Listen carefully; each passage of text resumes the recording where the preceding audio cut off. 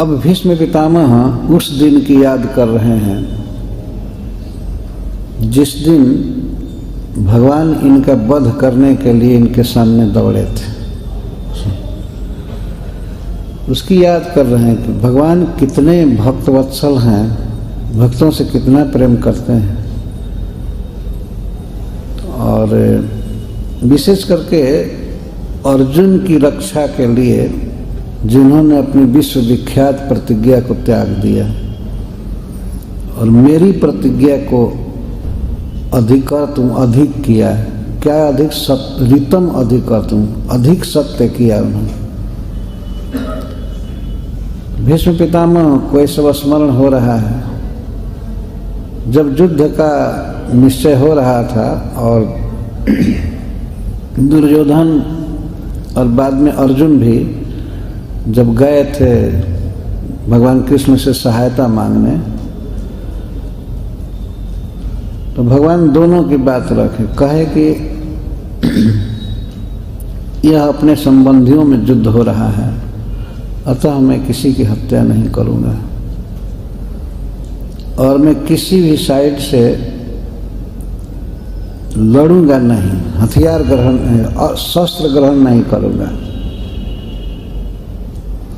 उन्होंने ये विभाजन किया, मैं सहायता करूंगा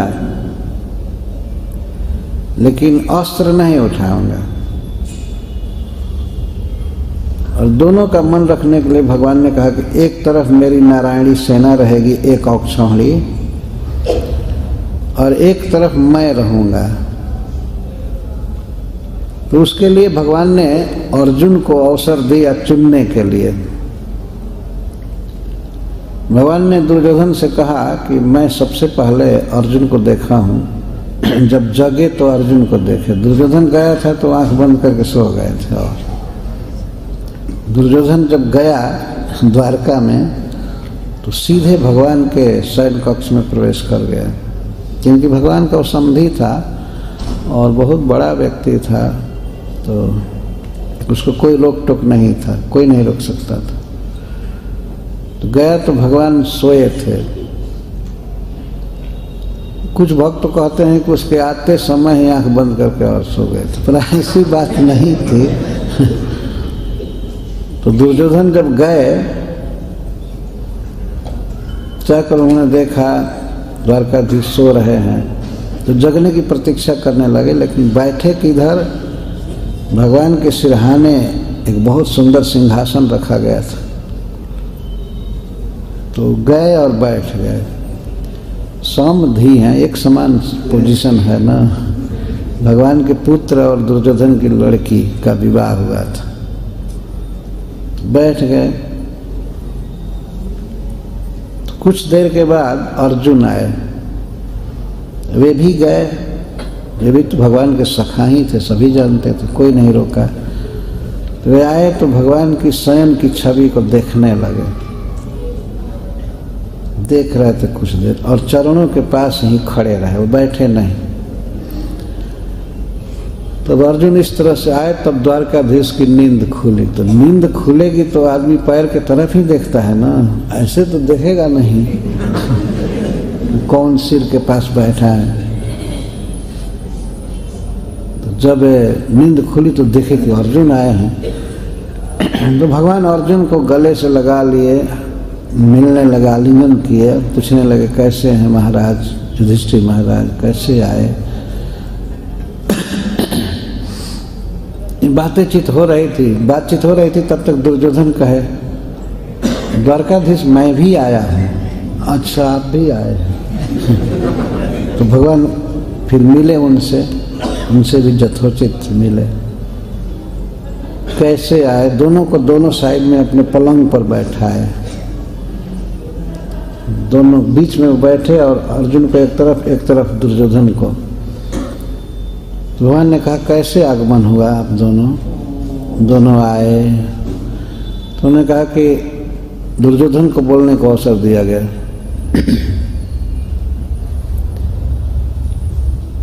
युद्ध में मैं आपकी सहायता चाहता हूँ। तो अर्जुन क्यों आए, तो वो भी कहे कि हमें महाराज युधिष्ठिर ने भेजा है हम आपसे सहायता चाहते हैं। तो दोनों सहायता चाहते हैं।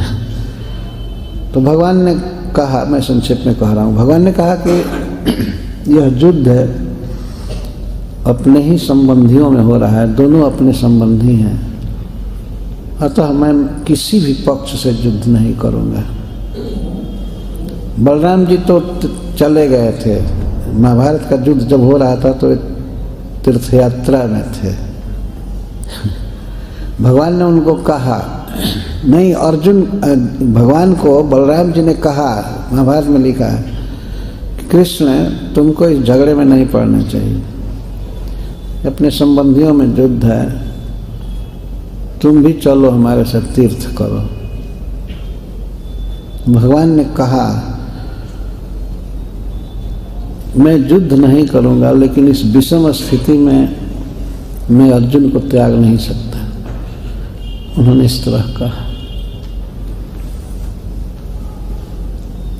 मैं उसके साथ रहूंगा, युद्ध नहीं करूंगा। बलराम जी चले गए, युद्ध में भाग नहीं लिए, जा करके नैमिषारण्य में एक साधु को मार दिए। भगवान बहुत व्यंग करते थे बलराम जी से बाद में कि हाँ, आप तो युद्ध नहीं करते हैं, जो सैनिक को नहीं मारते हैं, साधु को मारते हैं।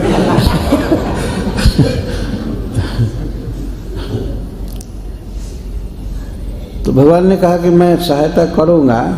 तो उन्होंने विभाजन किया, एक तरफ मेरी सेना रहेगी, नारायणी सेना जादवों की, और दूसरे तरफ मैं रहूंगा, निहत था।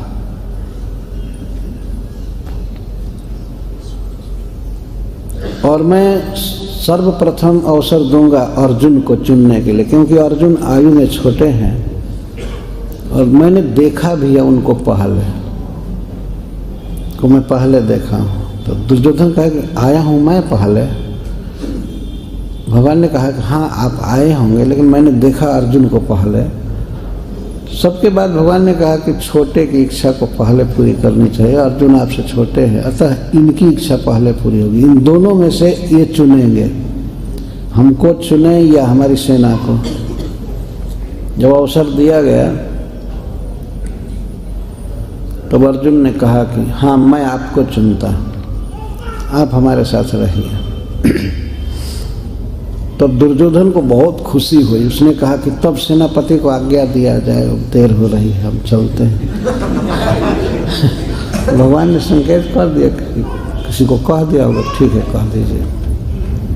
दुर्योधन बहुत प्रसन्नता से सेना लेकर के चल दिए, अर्जुन रुके रहे। बाद में भगवान ने अर्जुन से कहा, अर्जुन तुम्हारा दिमाग नॉर्मल कंडीशन में है ना?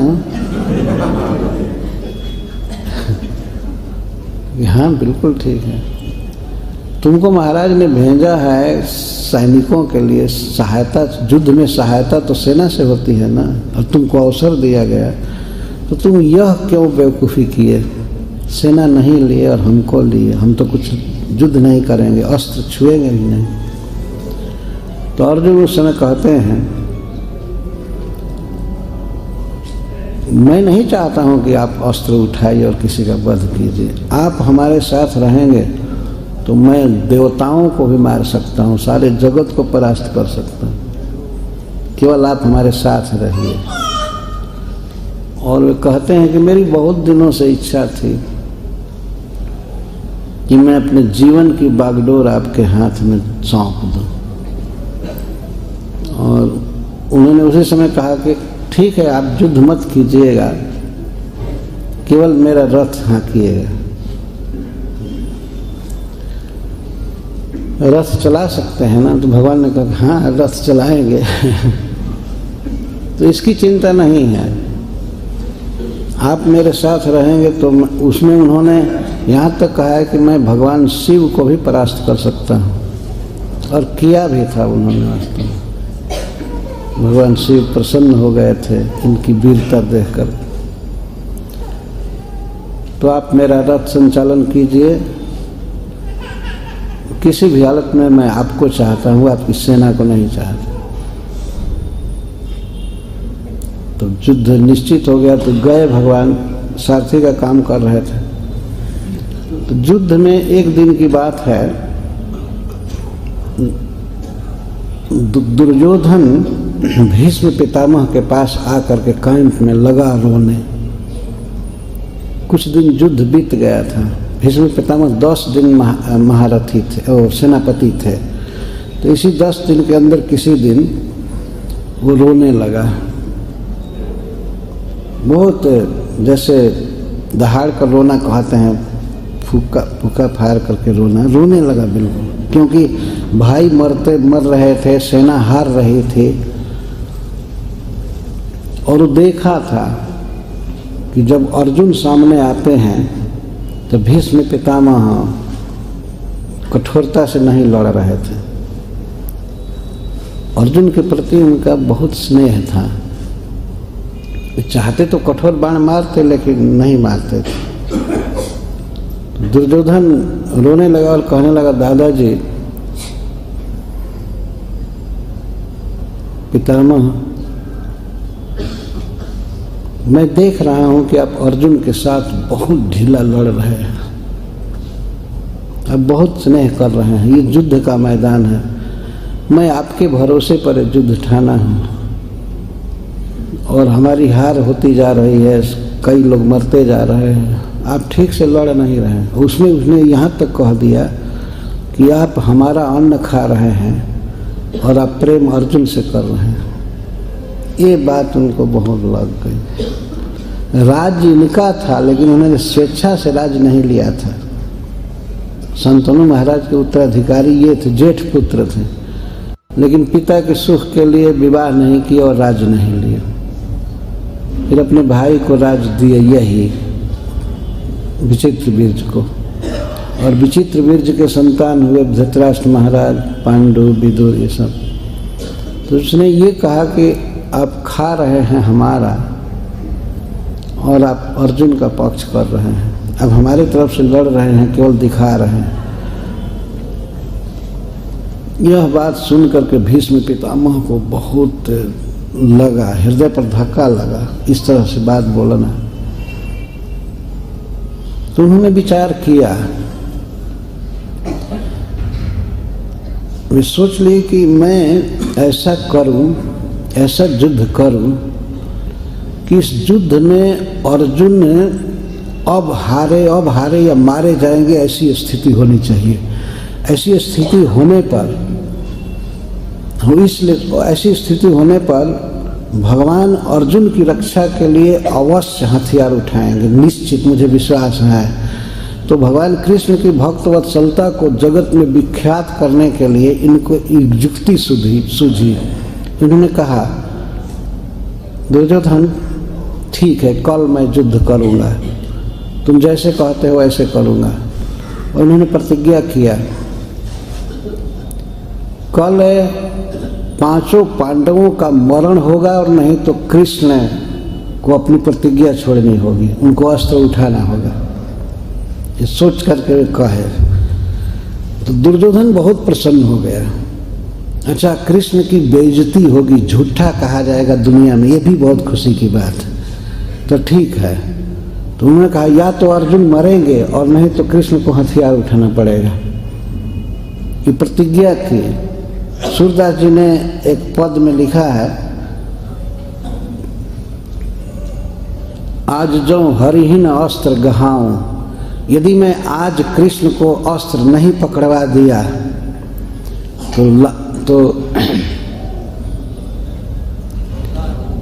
तो लाजऊं गंगा जननी को शांतन सुतन कहाऊं। जो मैं हरिहीन अस्त्र गहाऊं, आज जो हरिहीन अस्त्र गहाऊं, यदि मैं श्री कृष्ण को बाध्य नहीं कर दिया अस्त्र ग्रहण करने के लिए, वो अस्त्र ग्रहण नहीं किए, तो फिर मुझे लज्जा आएगी। मैं ऐसे नहीं कहूँगा कि मैं गंगा जी का पुत्र हूँ और शांतनु जी का पुत्र। प्रतिज्ञा किए कि स्यंदन खंडी महाधनु भंजाऊं, कपिध्वज सहित गिराऊं। कल के युद्ध में मैं अर्जुन के रथ को खंड खंड कर दूंगा, यदि कृष्ण और अस्त्र नहीं उठाए तो। और महाधनु गांडी को भी टुक टुक कर दूंगा और कपि ध्वज उस झंडे को गिरा दूंगा। यहाँ तक है कि मैं अर्जुन को मारूंगा, सिंदन खंड महाधनु भंजों, कपिध्वज सहित गिराऊं, पांडव दल सन्मुख है धाऊं, और सरिता रुधिर बहाऊं। कल मैं खून की नदी बहाऊंगा, देखना तुम मेरा युद्ध। मैं इस तरह से युद्ध करूंगा। वास्तव में भगवान के भक्त वत्सलता को, अर्जुन के प्रेम को दिखाना चाहते थे। भगवान के लिए शोभा की बात है ना, अर्जुन की रक्षा के लिए अगर वे चक्र उठाए, रथ का पहिया उठाए, तो भगवान के लिए शोभा की बात है। उनकी बेइज्जती नहीं होगी, असम्मान नहीं होगा संसार में।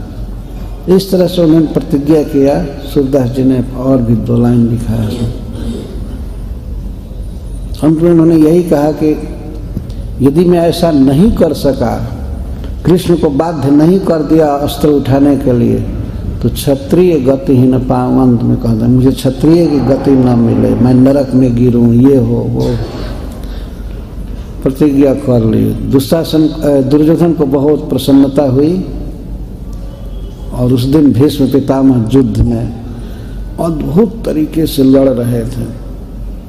उसी की वे याद कर रहे हैं। लड़ रहे थे, विद्युत गति के समान बाण लेना, चढ़ाना, छोड़ना, कोई समझ ही नहीं सकता कब ले रहे हैं, कब बाण चढ़ा रहे हैं, छोड़ रहे हैं। और अर्जुन के साथ युद्ध हो रहा था। युद्ध होते होते अर्जुन उस दिन ऐसा लग रहा था कि अब तो भीष्म पितामह के हाथ से मारे जाएंगे। यह केवल पोज था भीष्म पितामह का, अर्जुन के प्रति भगवान का प्रेम प्रकट करने के लिए। बाण चढ़ा रहे थे, अर्जुन भी प्रतिकार कर रहे थे। अर्जुन मार नहीं रहे थे, केवल उनके बाणों को काट रहे थे, पर काटने में ही वे परेशान हो गए। और भगवान तो भक्त के अभिप्राय को जानते हैं, भीष्म पितामह के अभिप्राय को जानते थे। तो जब अर्जुन बाणों से प्रतिकार कर रहे थे, बार बार लेते थे, ये करते थे, वो करते थे, भीष्म पितामह अद्भुत युद्ध कर रहे थे उस दिन। अब लगता था कि अर्जुन अब मारे जाएंगे, तो भगवान जैसे भय की लीला कर रहे थे। सर बाण आ रहा था, अर्जुन लड़ रहे थे। तो भगवान एक बार भयभीत दृष्टि से देखे अर्जुन की तरफ ऐसे, तो अर्जुन उसी समय पसीना पोंछने लगे। कभी अर्जुन को युद्ध में पसीना नहीं छूटा था, लेकिन उस दिन ऐसी भगवान की लीला, पसीना छूटा। तो भगवान ने देख लिया। हरे कृष्णा, बैठिए बैठिए बैठिए।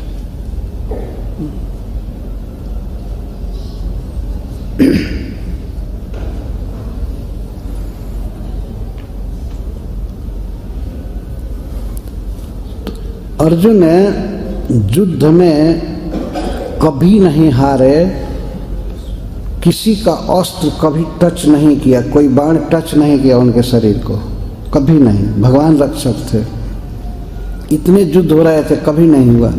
लेकिन उस दिन पितामह भीष्म की फुर्ती के कारण अभी बार बार बाण चला रहे थे, तो पसीना आ गया।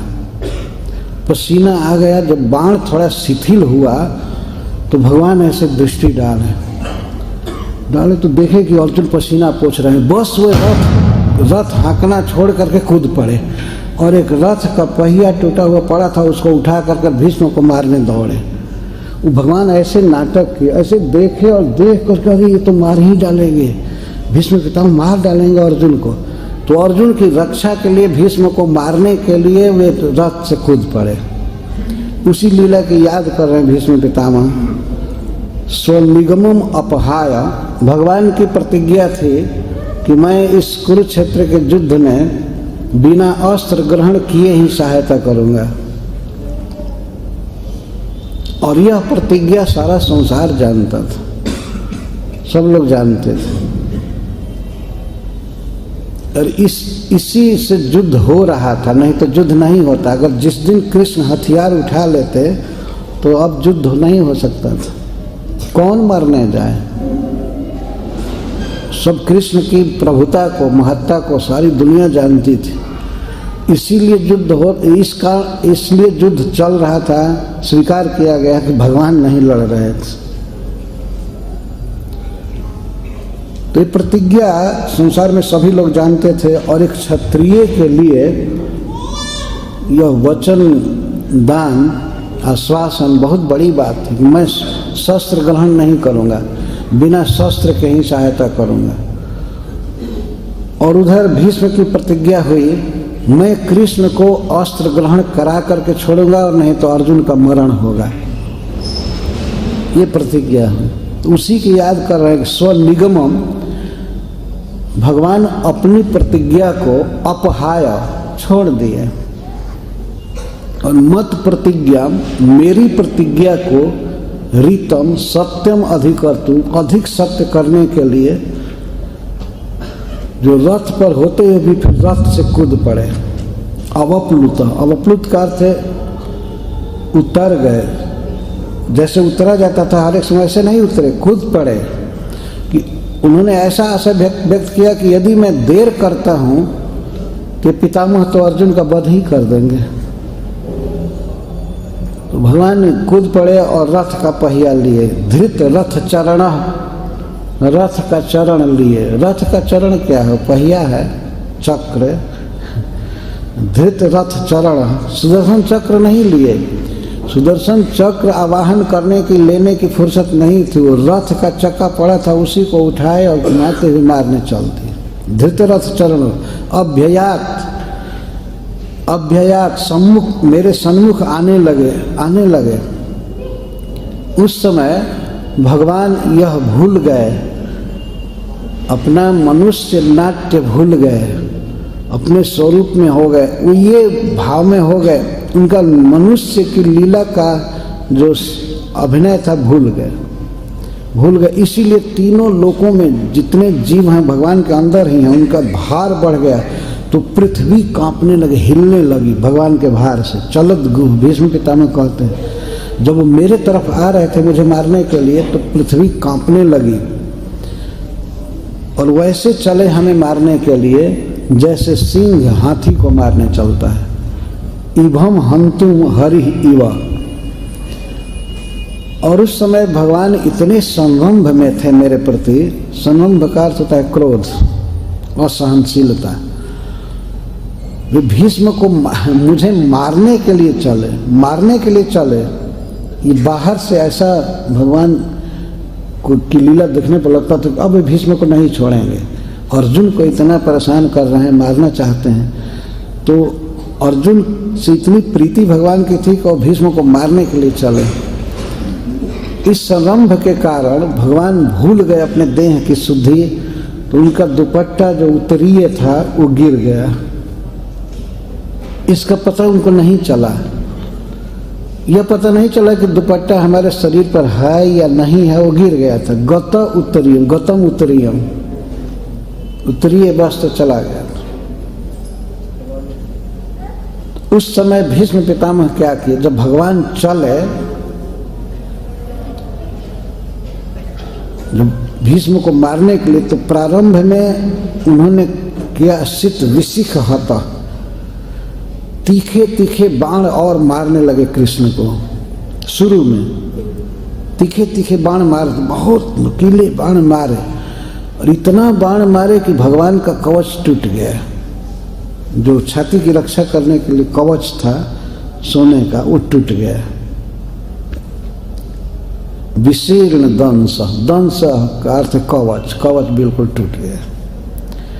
और कवच जब टूट गया तो भीष्म पितामह के बाण भगवान के अंग में लगने लगे। तो क्षतज परिप्लुत, क्षतज कहते क्षत होने पर जिसका जन्म होता है, क्षतज अर्थात रक्त, रुधिर, क्षतज परिप्लुत, भगवान का शरीर लहूलुहान हो गया। पर इस दशा में भी वे अर्जुन की रक्षा के लिए व्यग्र हैं। इसकी परवाह नहीं की कि हमको कोई मार रहा है, इसका बिल्कुल ध्यान। भगवान अर्जुन की रक्षा के लिए अपनी विश्व विख्यात प्रतिज्ञा को तिलांजलि देती है। इसके द्वारा भगवान के स्वभाव का पता लगा कि भक्त से कितना प्रेम करते हैं। इस लीला की याद कर रहे हैं। मेरी प्रतिज्ञा को अधिक सत्य करने के लिए अपनी प्रतिज्ञा को छोड़ दिए, वही कृष्ण, वही मुकुंद मेरी गति हो। जो मुझे मारने के लिए आ रहे थे वे मेरी गति हो। मैं जन्म जन्म में उन्हीं की का भक्त रहूं और ये शरीर छोड़ने के बाद उन्हीं की सेवा में चला जाऊं, उनके धाम में, उनके पास चरणों में रहूं, वही मेरी गति। ये लीला है, बहुत महत्वपूर्ण लीला है। भगवान ने अपनी प्रतिज्ञा को छोड़ दिया कि विचार किया जाए कि क्या भगवान अपनी प्रतिज्ञा को छोड़ दिए तो उससे उनकी हीनता हुई। अर्जुन की रक्षा के लिए अस्त्र उठा लिए।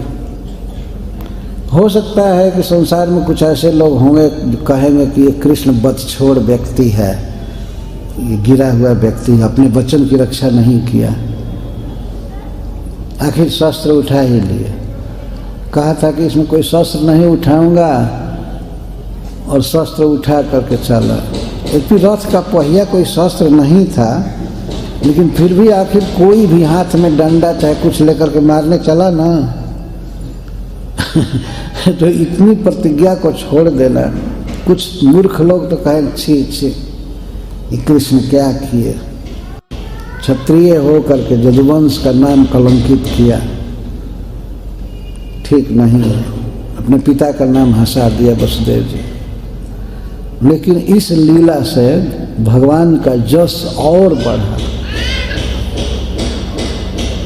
भगवान अपने भक्त की ऐसे रक्षा करते हैं, अपने सम्मान की चिंता उनको नहीं है कि हमारी जय जयकार करे, लोग अच्छा कहें। हमारे भक्त की रक्षा होनी चाहिए।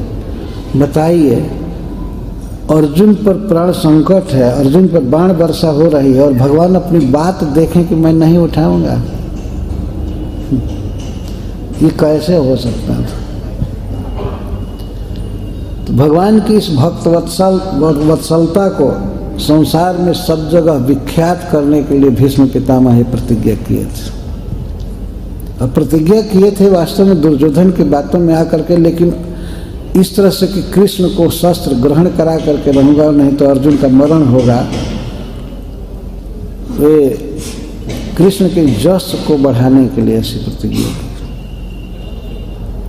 देखिए भगवान की लीला में भगवान को अपने शरीर का ध्यान नहीं है, अपने वस्त्र तक का ध्यान नहीं है। बाण लगे हुए हैं हाथ में, छाती में, सब जगह, लेकिन उसका ध्यान नहीं है। अपने भक्त की रक्षा के लिए व्यग्र है। तो अपने भक्त की रक्षा में व्यग्र श्री कृष्ण में रति की याचना कर रहे हैं। हमारा प्रेम हो भगवान से, ऐसे भगवान से जो इतने भक्त प्रिय हैं, इतने भक्त से स्नेह करते हैं, इतने भक्त से स्नेह करते हैं, उनमें हमारी रति है। ये है श्रीमद् भागवतम। इसमें हम भगवान के गुणों को सुनते हैं, उनके स्वभाव को सुनते हैं, उनके स्वरूप, उनके सौंदर्य, उनके ऐश्वर्य को सुनते हैं। श्रीमद् भागवतम सुनना मनुष्य जाति में सबसे बड़ा काम है, मनुष्य जाति के लिए इससे बड़ा कुछ नहीं है श्रीमद् भागवतम सुनना। महाराज परीक्षित जब राज्य त्याग करके गंगा जी के तट पर बैठे, ब्राह्मण का शाप सुनकर, तो यह सुन करके कि महाराज परीक्षित गंगा जी के तट पर बैठे हैं सुखताल में, संसार के सभी ऋषि मुनि आए, उन सबको महाराज ने प्रणाम किया और उनसे हाथ जोड़ करके पूछा कि हमें क्या करना चाहिए, हमें इस समय क्या करना चाहिए। तो ऋषि लोग, चूँकि भिन्न भिन्न संप्रदाय के मत के लोग आए थे उसमें, तो कोई कहते थे महाराज को चाहिए कि दान देना चालू करें, दान देने से सद्गति होती है। कुछ कहते थे इनको यज्ञ करना चाहिए, कुछ कहते थे ब्रह्मानुसंधान ध्यान करना चाहिए इनको, कुछ कहते थे। तब तक सभा में सुखदेव गोस्वामी आए। सुखदेव गोस्वामी के आने से सब लोग खड़े हो गए। उनको आसन दिया गया उसमें भगवान नारद भी थे, भगवान वेदव्यास देव भी थे, भगवान परशुराम जी भी थे, भगवान के कितने अवतार उसमें थे। तो वही प्रश्न सुखदेव गोस्वामी से उन्होंने पूछा कि एक मनुष्य का क्या कर्तव्य है और सर्वथा म्रियमाण व्यक्ति का भी कर्तव्य बताइए। तो सुखदेव गोस्वामी प्रवचन के बिल्कुल प्रारंभ में कहे, तस्मात् भारत सर्वात्मा भगवान ईश्वरो हरि श्रोतव्य कीर्तितव्य स्मर्तव्यश्चेच्छता भयम। हे महाराज, मनुष्य को चाहिए कि सब प्रकार से भगवान कृष्ण के विषय में सुने, उनके विषय में बोले और उनका स्मरण करे, बस यही काम है। तो और जो ये हो रहा था कि इनको योगाभ्यास करना चाहिए, ध्यान करना चाहिए, तो उन्होंने कहा नहीं, कुछ नहीं करना है, आप चुपचाप बैठिए और सुनिए। कुछ नहीं करना है, आप सुनिए बस। तो उन्होंने सुनाया और सुनने के बाद महाराज परीक्षित भगवान के धाम में गए और कुछ नहीं किया, केवल वो श्रीमद् भागवतम सुने। श्रीमद् भागवतम सुनने से साक्षात भगवान कृष्ण अंदर आ जाते हैं। जैसे हम ये लीला सुन रहे हैं कि भीष्म पितामह की प्रतिज्ञा को सत्य करने के लिए, अर्जुन की रक्षा के लिए भगवान ने चक्र उठा लिया, रथ का पहिया उठा लिया और मारने दौड़े। कौन ऐसा व्यक्ति होगा जो भगवान कृष्ण पर अपने जीवन को न्यौछावर नहीं करेगा? जो अर्जुन को या अपने भक्त को इतना मानते हैं और ऐसा लगा कि जैसे भगवान अर्जुन का पक्ष ले रहे हैं और भीष्म का वध करने जा रहे हैं, लेकिन वास्तव में अर्जुन पर तो उनका स्नेह है ही, भीष्म पर अधिक अनुग्रह व्यक्त हुआ इस लीला से। भीष्म को मारने नहीं जा रहे थे, जिनकी प्रतिज्ञा को वे सत्य करना चाहते थे, अपनी प्रतिज्ञा छोड़कर। तो भीष्म पितामह अनुभव कर रहे थे कि भगवान मेरे प्रति बहुत अनुग्रहवान हैं। तो भगवान के इन्हीं विशेषताओं को, लीलाओं को सुनने की जरूरत है। आज के जगत में प्रवचन बहुत होते हैं, लेकिन भगवान के गुण उसमें नाम मात्र भी नहीं आते। भगवान का स्वभाव, भगवान का प्रेम भक्तों के प्रति, भगवान का ऐश्वर्य, भगवान की लीलाएं, ये सब बहुत कम आती हैं। आपने सुना होगा संसार में सब जगह कथाएं होती हैं, लेकिन नाम होता है कि भागवत हो रहा है, ये गीता का प्रवचन हो रहा है, नाम होता है गीता का। गीता के श्लोकों से बातें नहीं समझाई जाती, दुनिया में देखा जा रहा है। इस श्रीमद् भागवतम इस तरह से, इसको यथावत यदि पढ़ा जाए, सुना जाए, तो भगवान में प्रेम होकर के ही रहता है। यह एक प्रेमी का उद्गार है और इसी कुरुक्षेत्र में भगवान समक्ष हैं और भगवान की इन लीलाओं की आवृत्ति स्मृति वे कर रहे हैं। स्वनिगमम अपहायमत प्रतिज्ञाम ऋतमधिकर्तुमवप्लुतो रथस्थ धृतरथ चरणो भया चलद्गुः हरिरिव हंतमिभं गतोत्तरीयः। सूरदास जी ने इस पर भी पद लिखा है कि वापट पीत की फहरान करलय चक्र चरण की धावनी नहीं बिसरत वह बान। भीष्म पितामह कह रहे स्तुति में, ओहो, उस दिन की युद्ध की घटना है कि वापट पीत की फहरान। जब श्री कृष्ण चले थे हमको मारने के लिए, तो जैसे पीताम्बर फहरा करके गिरा, वेग से चले थे इसीलिए फहराया, और फहरा करके और गिरा, तो वाह पट पीत की फहरान।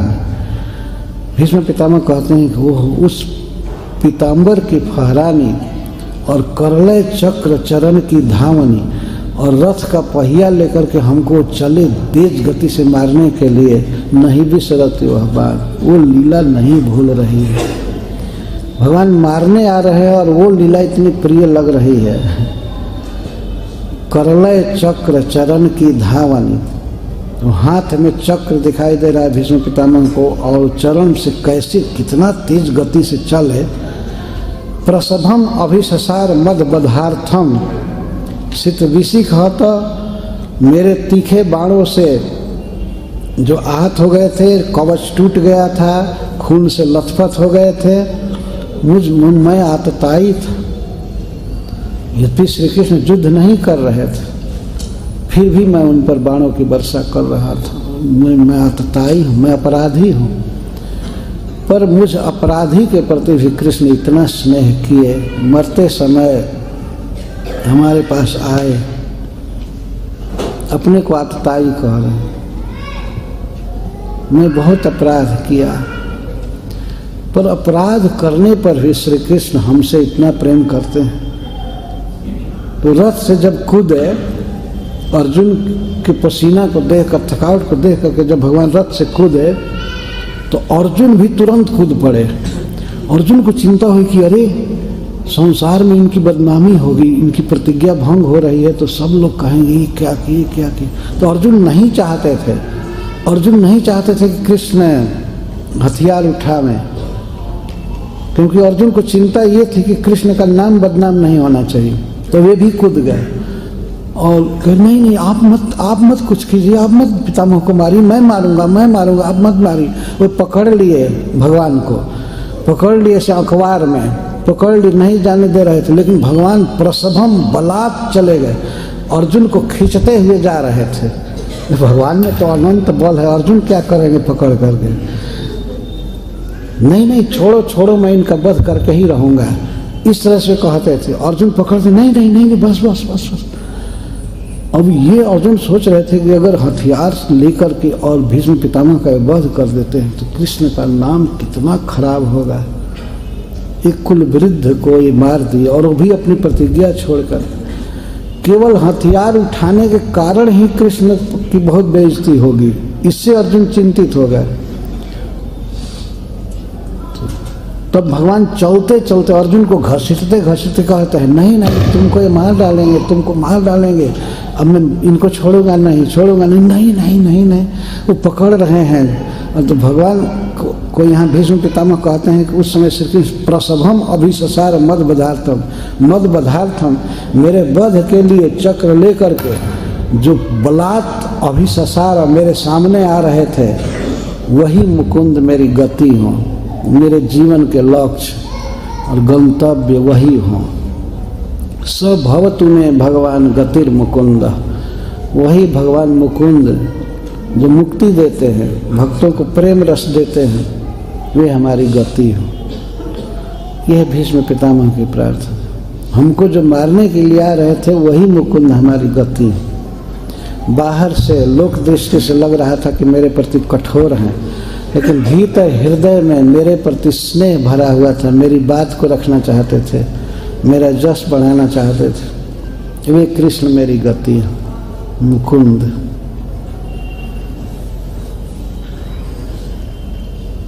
भगवान का जब कवच टूट गया था तो कवच टूट करके जमीन पर नहीं गिरा था, लटक रहा था। और टूटा हुआ कवच भी भगवान के शरीर पर बहुत सुंदर लग रहा था, टूटे हुए कवच से भी बहुत सुंदर लग रहे थे। इस सौंदर्य को भीष्म पितामह ने देखा, बोल के कह रहे हैं कि जो सुख मैं लिया हूँ, जो छवि श्री कृष्ण की देखा हूँ कुरुक्षेत्र में, वो अर्जुन भी नहीं देखे। क्योंकि अर्जुन तो भीष्म पितामह के पीछे रहते, उनके अर्जुन के पीछे, कृष्ण के पीछे रहते थे अर्जुन, तो भीष्म पितामह सामने रहते थे। कैसे लहूलुहान शरीर है, इसको देख करके भीष्म पितामह को कोई दुख नहीं हो रहा था, क्योंकि जानते हैं कि क्षत्रिय के आवेश में भगवान है, इनको सुख मिल रहा है। इस बात ये आश्चर्य की बात है। कोई सोचे कि कैसे खून निकलने से कैसे सुख मिलेगा। जो भी हो, भगवान क्षत्रिय भाव में है, इसलिए शरीर में खून उभरना ये भी उनके लिए आनंद की बात है। ऐसे वो तो चिन्मय है, उनमें कोई खून है न हड्डी है न कुछ नहीं है।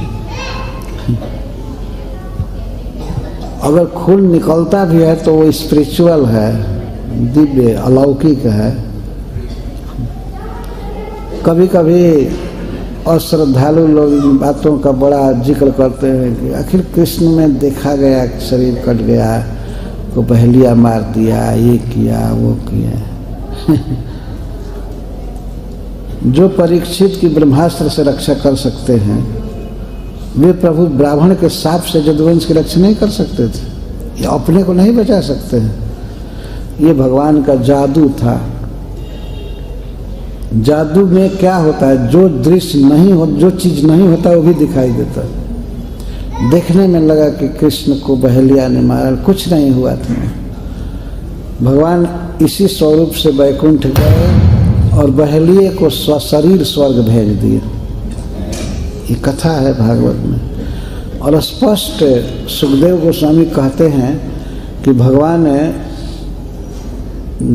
प्रभास से देवताओं के लोक में गए। जब वे प्रभास में थे तो वहाँ सारे देवता आए थे, ब्रह्मा जी, भगवान शिव, इंद्र आदि, और भगवान की स्तुति की और कहे कि हे प्रभु, आपको इस पृथ्वी पर अवतार लिए हुए 125 वर्ष से कुछ अधिक हुआ, 129 वर्ष हुआ। भगवान श्री कृष्ण 11 वर्ष ब्रज में रहे और 18 वर्ष मथुरा में और 100 वर्ष द्वारका में रहे। तो इस तरह से 129 वर्ष में रहे। तो देवता लोग कहते हैं कि आप जिसके लिए अवतार लिए थे वो काम हो गया, पृथ्वी का भार दूर हो गया, हम सब सुखी हैं, अब आप चाहे तो अपने धाम जा सकते। लेकिन भगवान से विनय किए कि जाते समय आप कृपया हमारे घरों से होते हुए जाइए।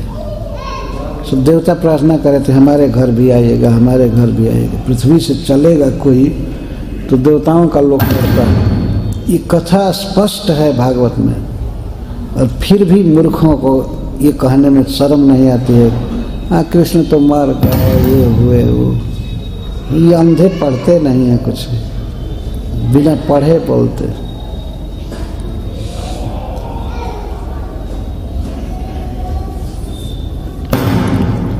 श्री कृष्ण एक परम रसिक दिव्य पुरुष हैं और उनके कर्म हैं जन्म कर्म च मे दिव्यम। इनके कर्मों को याद रख करना या बोलना और सुनना, यही मनुष्य का कर्तव्य है, और कोई कर्तव्य नहीं है। यही वास्तविक कर्तव्य है, श्री कृष्ण के विषय में सुनना, बोलना और उनका स्मरण करना। भीष्म पितामह मृत्यु के समय बाण सज्जा पर श्री कृष्ण की उन लीलाओं की याद कर रहे हैं जो कुरुक्षेत्र के युद्ध में पहले हो चुकी है। भीष्म पितामह बाण सज्जा पर हैं, लेकिन ये लीलाएं पहले हो चुके हैं, उसके याद कर रहे हैं और ये कह रहे हैं कि वही श्री कृष्ण मेरी गति हो। प्रत्येक व्यक्ति ये सोचता है, जरूर विचार करता है कि हमारा आगे क्या होगा, हमारी क्या गति होगी, हम कहाँ जाएंगे, क्या करेंगे। अपनी अपनी ज्ञान की स्थिति के अनुसार, जैसी जिसकी बुद्धि है उसके अनुसार अपने जीवन का लक्ष्य मानता है। हम ये करेंगे, हम ये करेंगे, हम ये करेंगे। बहुत तुच्छ तुच्छ धारणाएं होती हैं। और साध्य की बात तो छोड़िए कि हम स्वर्ग जाएंगे, ये जाएंगे, तो इच्छा होती नहीं। हम यहाँ जाएंगे तो ये देखेंगे, ये तमाशा देखेंगे, ये चीज़ खाएंगे, वहाँ हम जाकर पिज़्ज़ा खाएंगे। कभी कभी विदेश से लोग आते हैं कि तुच्छ धारणा के साथ होते हैं। जब हम गोविंदा में जाएंगे या MBT में तो वहाँ पिज़्ज़ा खाएंगे। वृंदावन में आने पर ये विचार,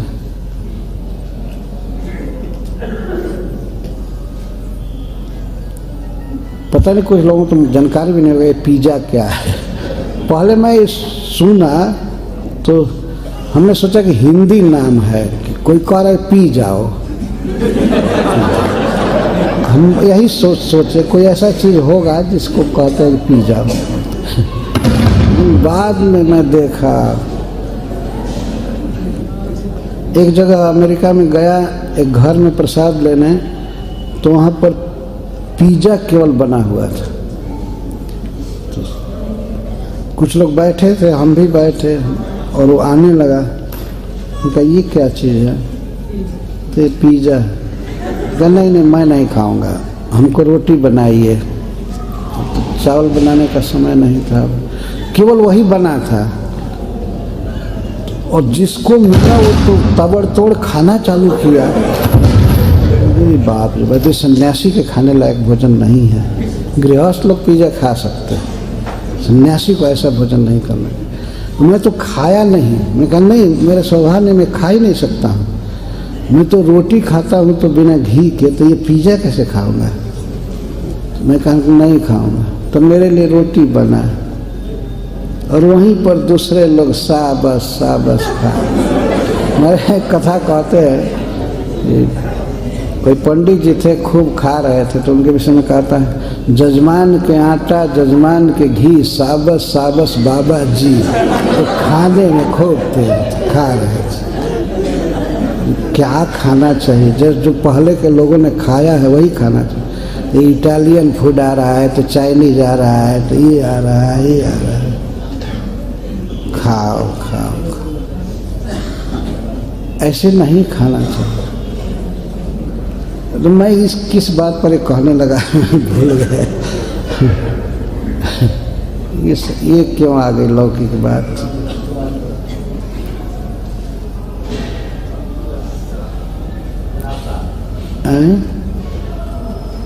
कैसे ये बात आ गई?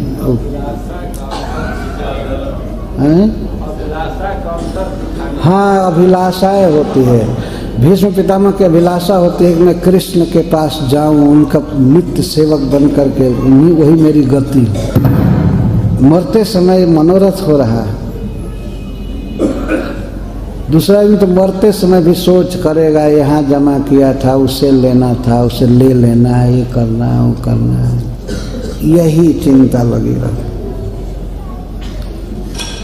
भगवान की लीलाएं हमेशा याद रहे कि कृष्ण ऐसे रथ का चक्का उठाए थे, रथ का पहिया उठाए थे, मारने दौड़े, ऐसे दुपट्टा गिर गया था, हमारे वध के लिए आ रहे थे, नाटक कर रहे थे, अर्जुन की रक्षा के लिए व्यग्र थे।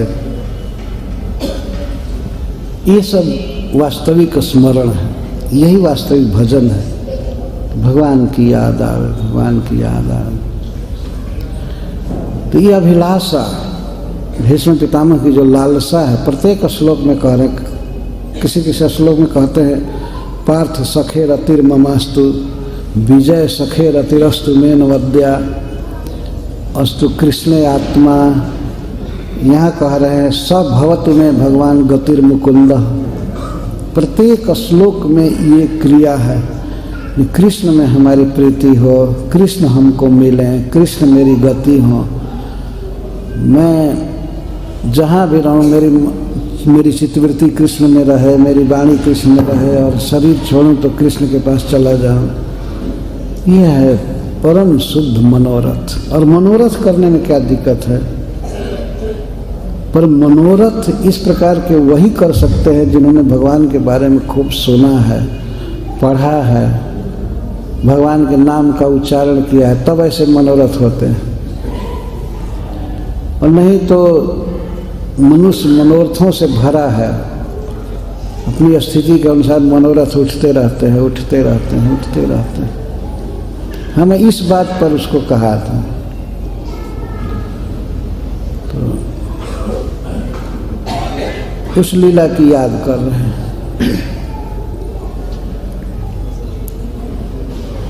अब आगे कहते हैं, यदि प्रश्न किया जाए कि जब इस प्रकार के कृष्ण अन्यायी हैं, अपनी बात छोड़ दिए, प्रतिज्ञा तोड़ दिए, ऐसे कृष्ण में आप क्यों प्रेम चाहते हैं? ऐसे कृष्ण में क्यों प्रेम चाहते हैं जो अपनी बात पर रहे नहीं? इसको भोजपुरी में बत छोड़ आदमी कहते हैं, जो अपनी बात को छोड़ दिया। श्रीधर स्वामी जी टीका में लिखते हैं, तो ऐसे अन्याय करने वाले व्यक्ति के चरण में आप क्यों प्रेम चाहते हैं?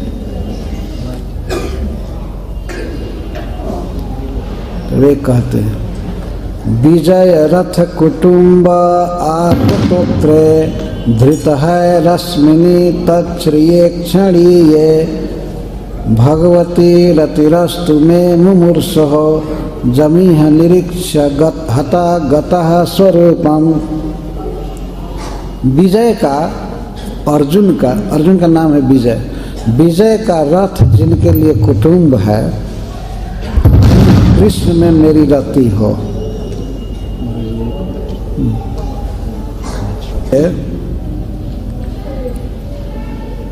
विजय का रथ, अर्जुन का रथ ही जिनका कुटुंब है। संस्कृत में कुटुंब का अर्थ होता है कुटुंब। यदि फेयर साधन से, उचित साधन से पालन नहीं हो पा रहा है परिवार का, तो कभी कभी अनुचित कार्य से भी परिवार का पालन किया जा सकता है। इसलिए परिवार को कुटुंब कहते हैं। कुटुंब का अर्थ नहीं है कि अनुचित या कुत्सित कर्म करके भी जिसका पालन करना चाहिए। और कुटुंब में कौन कौन आते हैं? सबसे पहला है पत्नी, इसके बाद बच्चे और असहाय भाई, अनाथ भाई और माता पिता। ये कुटुंब माना जाता है, इमीडिएट कुटुंब। इनका पालन करना चाहिए धर्म के अनुसार, न्याय के अनुसार। लेकिन अगर पालन में कठिनाई है तो कभी अन्याय के द्वारा भी इनका पालन करना चाहिए। धर्म, कर्तव्य। तो श्री कृष्ण का कुटुंब क्या है? कुटुंब के समान रक्षणीय है अर्जुन का रथ। अर्जुन को बचाना, अर्जुन की रक्षा करना, इसके लिए भले अन्याय करना पड़े, भगवान करते थे। जैसे अन्याय किए कि प्रतिज्ञा किए थे कि अस्त्र नहीं उठाएंगे, और अर्जुन की रक्षा के लिए अस्त्र उठा लिए। यह अर्जुन का रथ बचाने के लिए कभी कभी वे बहुत बेढंगा रथ चलाते थे। उससे बहुत क्रोध हो जाता था किसी किसी वीर को। वो वार करना चाहता था अर्जुन पर बाण से, चाहे कोई कोई गदा से, तो रथ को इतनी इस ढंग से हाँक देते थे कि उसका निशाना फेल हो जाता था। ये अन्याय होता था कभी कभी, सब समय नहीं। तो अन्याय करके भी जो अर्जुन की रथ की रक्षा में व्यग्र थे, ऐसे श्री कृष्ण में मेरी प्रीति हो। भीष्म पितामह ने अपने आँख से देखा है किस तरह भगवान अर्जुन को बचाते थे। एक दिन की बात है, कर्ण के साथ युद्ध हो रहा था। इस दृश्य को तो भीष्म पितामह ने नहीं देखा, लेकिन मैं बता रहा हूँ, महाभारत में लिखा है। अर्जुन के साथ युद्ध हो रहा था कर्ण का। कर्ण को उकसाया था दुर्योधन ने, तो अर्जुन को मारने के लिए एक बाण रखा था। उस बाण का जब वो संधान करना चाहता था तो एक अश्वसेन नाम का नाग उसमें प्रवेश किया। उसको वर था कि एक बार वो बाण चलेगा तो एक वीर का निश्चित नाश होकर के रहेगा उस बाण में। तो वो प्रवेश किया और कर्ण चलाए बाण अर्जुन के गला का निशाना लेकर। भगवान तुरंत समझ गए कि ये तो अनिवार्य बाण घातक है, देवता का वरदान है। तो जब वो अर्जुन के गला का निशाना लेकर के कर्ण बाण छोड़ा, तो उसी समय भगवान कृष्ण अपने रथ पर इतना जोर से मारे कि घुटने टेक दिए सभी घोड़े नीचे हो गए तुरंत। तो जब नीचे हो गए घोड़े तो रथ डाउन हो गया और वो बाण अर्जुन के केवल मुकुट को गिराता हुआ चला गया। मुकुट पर लगा, जो गर्दन पर लगने वाला था मुकुट पर लगा। अर्जुन का मुकुट गिर गया पीछे। गीता प्रेस के महाभारत में चित्र बनाया गया है। अर्जुन बहुत सुंदर लग रहे हैं बिना मुकुट के। कृष्ण जैसे थे उनका शरीर, तो बहुत सुंदर लग रहा है। तो भगवान ने उनको बताया कि अर्जुन, कर्ण तुम्हारे गर्दन का निशाना लिया था, आज तुम्हारी मृत्यु हो गई होती यदि रथ डाउन नहीं किया गया। तो एक हाथ लगभग रथ डाउन हो गया और या कुछ जितना गर्दन और मुकुट में दूरी है उतना डाउन हुआ। अर्जुन की पराजय एक प्रकार से यही माने, बस मुकुट गिरा है उनका। भगवान इतना रक्षा में व्यग्र रहते। भूरिश्रवा के साथ युद्ध चल रहा था। भूरिश्रवा को एक गदा मिली थी और भगवान शिव का वरदान था कि जिस पर तुम चलाओगे गदा वो निश्चित मर जाएगा। पर इतना सावधान रहना कि जो युद्ध नहीं कर रहा हो उस पर मत चलाना, नहीं तो तुम्हारा अनिष्ट करेगा। भगवान इसको जानते थे, तो रथ को ऐसे ढांके अर्जुन को बचाते हुए वो गदा अर्जुन पर चलाने का अवसर नहीं पा रहा था। अर्जुन को मारना चाहता था, लेकिन भगवान ऐसे रथ हाँकते थे कि उसको अवसर नहीं मिलता था। तो वो ऊब गया कृष्ण से, तो कृष्ण पर ही गदा चला दिया। अब ये विवेक नहीं रहा कि ये युद्ध नहीं कर रहे, इन पर नहीं चलाना चाहिए। वो गदा आई भगवान के तरफ आ करके और लौट करके जा करके भूरिश्रवा को ही मारा, वहीं पर मर गया। ये भगवान शिव का वरदान था। तो भगवान इस तरह से रक्षा करते थे अर्जुन की। कई प्रकार के महारथियों के अस्त्र से, इससे उससे, इससे उससे। तो भीष्म पितामह कह रहे हैं कि अर्जुन का रथ श्री कृष्ण के लिए कुटुंब जैसा रक्षणीय है। ऐसे कृष्ण में मेरी प्रीति है। विजय रथ कुटुंब आत्तोत्र, और उस सारथ्य श्री की सारथी बने हुए उस सौंदर्य की याद कर रहे हैं। कृष्ण कैसे रथ हाँक रहे हैं। आत्तोत्रे, जो दाहिने हाथ में चाबुक लिए हैं।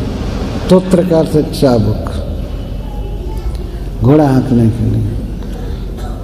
तो दाहिने हाथ में चाबुक लिए रहते। यहाँ जो बैठे हैं वो रूप याद नहीं आ रहा है, युद्ध के समय में जो कृष्ण की छवि थी उसकी याद आ रही। और आत्तोत्र, आत्त का अर्थ गृहीत, जो तोत्र दाहिने हाथ में चाबुक पकड़े हैं घोड़ों को हाँकने के लिए, और बाएं हाथ में धृत है रश्मिनी, है रश्मि, घोड़ों की लगाम पकड़े हैं। 4 घोड़े हैं तो उनसे निकलने वाले 4 लगाम हैं। चारों को भगवान पकड़ते थे बाएं हाथ से। तो दाहिने में चाबुक है और बाएं हाथ में लगाम है, धृत है रश्मिनी,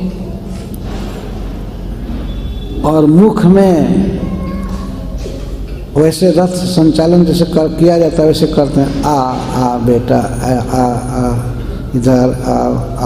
भगवान बोलते हैं ना, आपने देखा होगा एक वान को, तांगा वाले को। तो इस तरह से श्री कृष्ण बोल रहे तत्श्रिया इक्षणीय। अरे इस सौंदर्य के साथ दाहिने हाथ में चाबुक, बाएं में लगाम और बाणी पर आ या बेटा, बाबू, जो भी कहे, इस श्रिय तत्श्रिया इक्षणीय देखने ही योग्य थे, देखने ही योग्य। अरे उस छवि को मैं देखा हूँ। यहीं पर चक्रवर्ती पाद जी टीका लिखते हैं कि यह छवि अर्जुन को भी देखने को नहीं मिली जो हमें मिली। भीष्म पितामह कह रहे हैं इस तरह से जो रथ हाँक रहे थे, ऐसे भगवान में मेरी रति हो, मेरी प्रीति हो। भगवती रतिरस्तु में मुमूर्षु, मैं मुमूर्षु हूँ, मैं शरीर त्यागना चाहता हूँ, मैं मरना चाहता हूँ। मुझे मरण के इच्छुक मुमूर्षु की मति श्री कृष्ण भगवान में हो। भगवान का है अर्थ श्रीधर स्वामी जी करते हैं अचिंत ऐश्वर्य, जिनका अचिंत ऐश्वर्य है, अद्भुत प्रभाव है, अद्भुत लीला है, ऐसे भगवान में, श्री कृष्ण में हमारी रति हो, हमारी प्रीति हो। तो उसी ऐश्वर्य की याद कर रहे हैं। क्या अचिंत ऐश्वर्य है कृष्ण का? जमी निरीक्ष हता गता स्वरूपम। यह इस कुरुक्षेत्र में जो भी वीर मारे गए, हता, तो ये फैसिलिटी थी भगवान की कृपा से कि उनको भगवान का दर्शन होता था।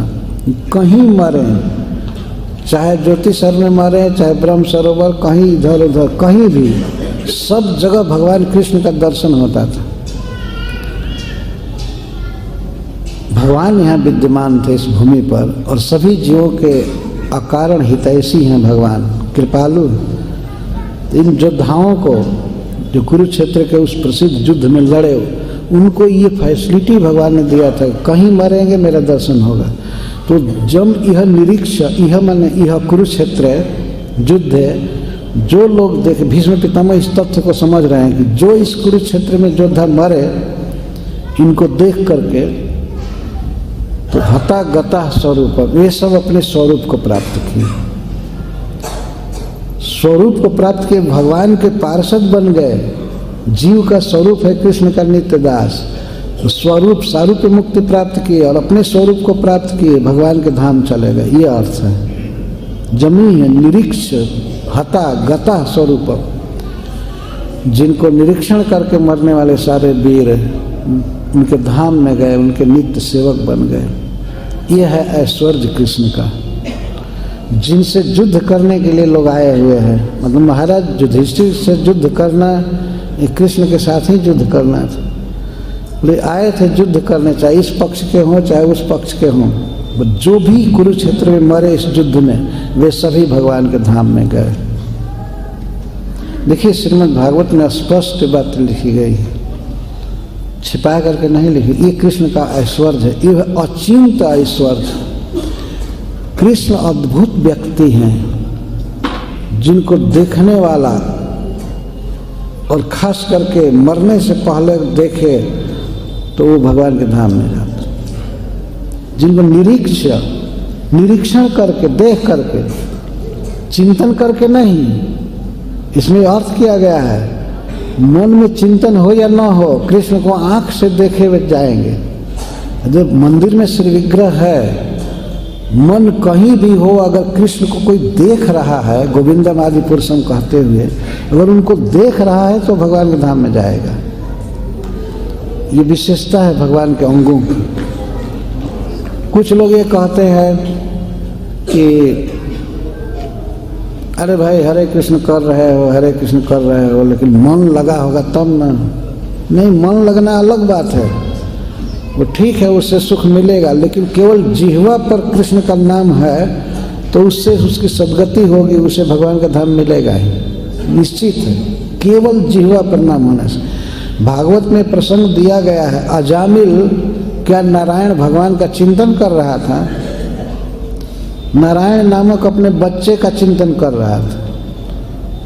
उसको डर हो गया कि ये भयंकर आदमी उस बच्चे को न मारे, तो कहीं खेल रहा था, तो उसने कह दिया नारायण आया। वो प्लुत स्वर में बोला। प्लुत स्वर का अर्थ है ऊंचे स्वर में। कहीं दूर खेल रहा था तो अजामिल को बोला नहीं जा रहा था, कफ भर गया था, मरने का समय था। जब पास बांध दिया गया था तो बोला नारायण आया, हे नारायण आओ।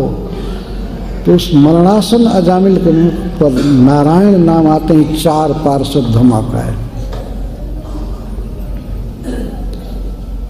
देखिए भगवान के 4 पार्षद आए, ये तो सत्य है ना, भागवत में साफ लिखा हुआ है।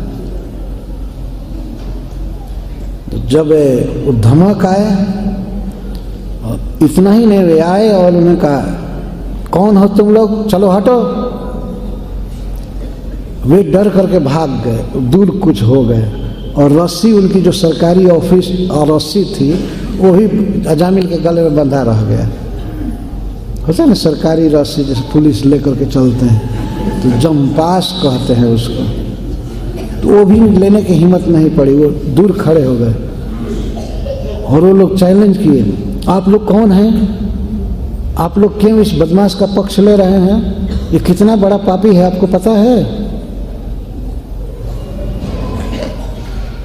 और भगवान के दूतों के बोलने के पहले वे कहते हैं, और हम कौन हैं आप जानते हैं, हम सुप्रीम जज के व्यक्ति हैं, जमराज जी के। अभी उनको खबर देंगे और बंधवा करके पीटेंगे वे सब। तुम लोग समझते नहीं हो, इतना सुंदर शरीर लिए हो, चमक रहे हो, कमल जैसी आंख है, 4 भुजाएं हैं और काम इतना गंदा कर रहे हो कि इस दुष्ट को छुड़ा रहे हो। अगर इसको छुड़ा दोगे तो क्या परिणाम होगा? दुनिया में लोग खुल करके पाप करेंगे कि अब तो नरक जाना नहीं है, इसलिए इसको ले जाने दो। हम लोग ले जा रहे हैं नरक में, वहाँ पर इसकी पिटाई होगी, इसकी मरम्मत होगी, शुद्ध हो जाएगा। हम लोग इसके शत्रु नहीं हैं, हम इसके हितैषी हैं। इसको शुद्ध करने के लिए जमपुरी में ले जाएंगे इसको। तो भगवान के दूतों ने कहा कि तुम लोग कौन हो? रुका है, हम धर्मराज के सेवक हैं, हम लोग कोई अन्याय करने वाले नहीं हैं। तो भगवान के पार्षदों ने कहा कि यदि धर्मराज के सेवक हो तो धर्म किसे कहते हैं ये बता सकते हो? वो तुरंत बोले हाँ, वेद प्रणीतो धर्मो, ये धर्मस्तद विपर्य। वेद में जो अनुकूल रूप से करने के लिए कहा गया है वो धर्म है, और वेद जिसको मना किया है वो अधर्म है। तो भगवान के पार्षदों ने पूछा वेद क्या है? वेदो नारायण साक्षात स्वयंभू इति सुश्रुमा। वेद साक्षात भगवान के स्वरूप हैं, भगवान ही वेद हैं, ऐसा हमने सुना है। जमराज जी इतनी बात बताए होंगे, कभी क्लास दिए होंगे नरक में तो बताए होंगे। वेद को प्रमाण मानना चाहिए। कद इति सुश्रुमा, हम पढ़े तो नहीं हैं लेकिन हम सुने हैं कि वेद साक्षात नारायण। नारायण के श्वास हैं, नारायण के अनुभव हैं, तो साक्षात नारायण ही हुए ना। तब कैसे जानते हो कि पापी है? तो उसके कर्मों को गिनाए, कई तरह से ये किया ये किया। पहले तो शुद्ध था लेकिन एक वेश्या से प्रेम किया, आसक्त हो गया, ये हो गया, पाप किया। वेश्या से 10 लड़का पैदा किया, और इसके 4 प्रकार की कमाई थी। किसी को अपहरण करना, बंदी बना लेना और पैसा लेकर छोड़ना, एक कमाई ये थी वंद्यक्ष। और दूसरी कमाई जुआ खेल करके दूसरे का धन लेना, और कई तवाई। और तीसरी कमाई थी कई तव, कहते हैं धोखाधड़ी, झूठ बोल करके देना कि पैसा दे दो हम तुमको दुगना देंगे या तिगना देंगे, 1 पैसा नहीं देता, लौटाता नहीं था। हमको इतना दो, हमको तुमको इतना नफा देंगे, ये करेंगे वो करेंगे, बस। तो बंदी बनाना मतलब अपहरण करना, जुआ खेलना और धोखा देना, और सबसे काम न चले तो चौरजई, चोरी डकैती करना। 4 काम थे परिवार को मेंटेन करने के लिए। तो 10 लड़के और 1 वो थी और 1 ये, 12 थे। कमाई बस यही 4 थी। अपहरण करना, चोरी करना, जुआ खेलना और धोखाधड़ी से रुपया किसी से ले लेना। इतना बड़ा परिवार था तो चलेगा कैसे? एक भगवान के दूत गिना रहे हैं कि ये इतना पापी है, ये किया वो किया, माता पिता को छोड़ दिया, घर में वेश्या को ला करके रखा और अपनी विवाहिता पत्नी को भगा दिया जो कि ब्राह्मण कुल की थी और ज्योति थी, कोई दोष नहीं था। लेकिन उस वेश्या ने कह दिया या तो इसको रखो या हमको रखो। इतना पापी था। उसी को सुना करके ये जमराज के दूत बोल रहे थे, दांत पीस रहे थे देख देख कर जाने को, ये साला ये काम किया है, वो बोल रहे थे। अच्छा, ऐसी भाषा है सुखदेव गोस्वामी की कि अजामिल के दोषों का वर्णन जमराज के दूतों के ही मुख से करा रहे हैं। एक इसका पक्ष ले रहे हैं। अजामिल दोनों पक्ष की बहस सुन रहा था, कांप रहा था, सोच रहा हाय रे बाप क्या होगा, ये छुड़ाने वाले विजयी होंगे कि नरक ले जाने वाले, कौन पक्ष जीतेगा। तो जब वर्णन कर चुके कि इसको हम लोग ले जाएंगे, ये सब पापी है, तो भगवान के दूतों ने कहा बहुत दुख की बात है कि जो जनता को धर्म की शिक्षा देने वाले हैं उनको खुद ही पता नहीं है कि धर्म क्या है। तो चौंक गए, हम लोगों को धर्म का ज्ञान नहीं है, ये धर्मात्मा है, इसका पक्ष आप लोग ले रहे हैं, ये धर्मात्मा है। हद हो गया। ये जमराज के दूत तो परेशान हो रहे थे, धर्मात्मा निकला, इसका पक्ष लोग ले रहे हैं। भगवान के पार्षदों ने कहा कि जिस दिन इसने नारायण शब्द का उच्चारण किया उस दिन एक जन्म का पाप नहीं, एक जन्म का पाप गिनाए ना आप लोग, इसके करोड़ों जन्मों का पाप जल कर राख हो गया एक नारायण नाम कहने से। भगवान के पार्षद प्रवचन कर रहे हैं, वैकुंठ से आए हुए भगवान के पार्षद प्रवचन कर रहे हैं। एक बार जिस प्रथम बार इसने नारायण शब्द कहा, इसके बच्चे का जब नामकरण हुआ और जब नामकरण के समय ये कहा कि बेटा नारायण माँ के गोद से मेरे गोद में आओ, उसी समय इसके करोड़ों जन्मों का पाप नष्ट हो गया। और उसके बाद खिलाने में, सुलाने में, पढ़ाने में जो भी नारायण बोला वो सब फालतू हुआ। एक ही नाम से सारा पाप कट चुका है। अब इसको नरक नहीं ले जा सकते। ये तो अपने बेटा का नाम लिया है, नारायण का नाम नहीं लिया। तो भगवान के पार्षदों ने कहा कि कोई बात नहीं, अनजान में भी यदि कोई अमृत पिए तो अमर हो जाएगा। भगवान के पार्षद कहते हैं अमृत रखा हुआ है और कोई पानी समझ करके पी जाए तो अमृत तो अपना गुण देगा ही। भगवान का नाम लिया भले बच्चा का नाम समझ करके, इसके सारे पाप कट गए। संकेतम पारिहास्यम वास्तवम हेलन में हुआ। कोई व्यक्ति किसी वस्तु के बदले नाम ले किसी चीज का, जैसे नमक को कोई राम रस कहे, जैसे साधु लोग कहते हैं तो राम रस कहते ही सारा पाप गया नमक के बदले में, इसको संकेत कहते हैं। और चीनी को श्याम रस कहते हैं व्यवहार में चलाते हैं।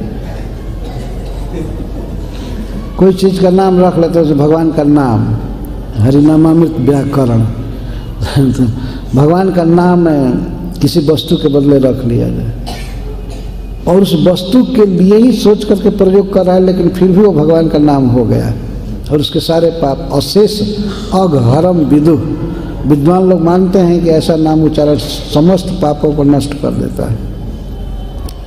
प्रस्तोभम, और पद पूरा करने के लिए, कोई पद पूरा करने के लिए कभी कभी लोग आते हैं ए रामा संवरिया, गा रहे हैं दूसरा गीत, लेकिन उसमें कहीं अगर लगा दिए हरि हरि शब्द, हरि हरि उधो लाए जो गवा के पाती है हरि, तो ये तो पूरा ही भजन है, लेकिन केवल हरि हरि लगा दिया जाए तो सारा पाप नष्ट हो जाता।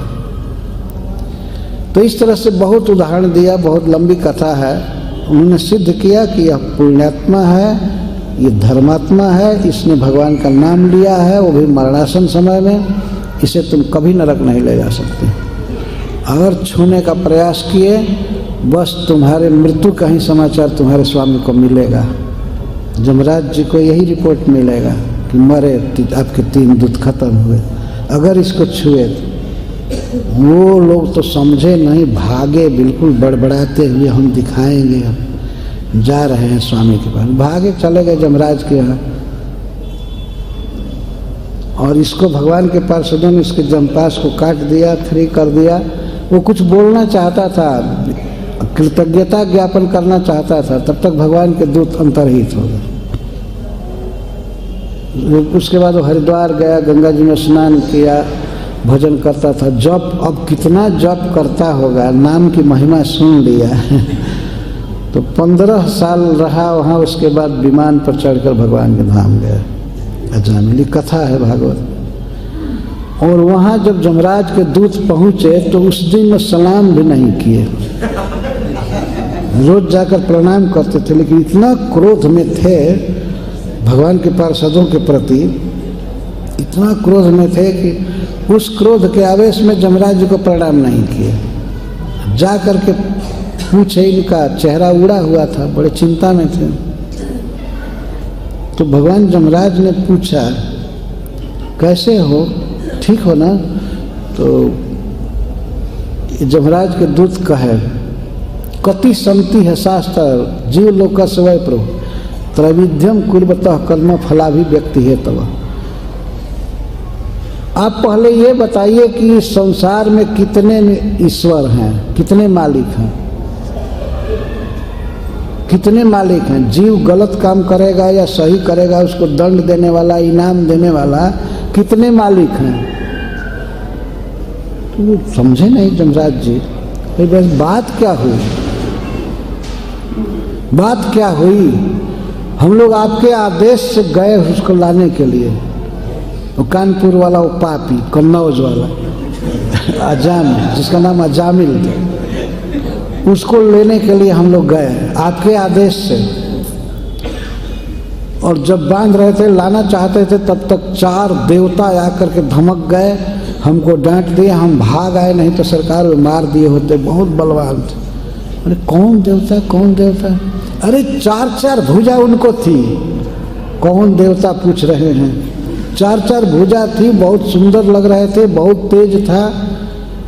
और उसको कहे डरो मत, डरो मत। और हम लोगों को कहे कि अगर जीना चाहते हो तो बस हाथ मत लगाओ। आज हम मर गए होते, हमारे बाल बच्चा का कौन हुआ होता? हम तो नौकरी आपकी कर रहे हैं, हम तो निश्चिंत हैं कि हमारे स्वामी हमारे रक्षक हैं। अगर हम जबरदस्ती किए होते तो आपको हमारी मृत्यु का ही समाचार मिला होता।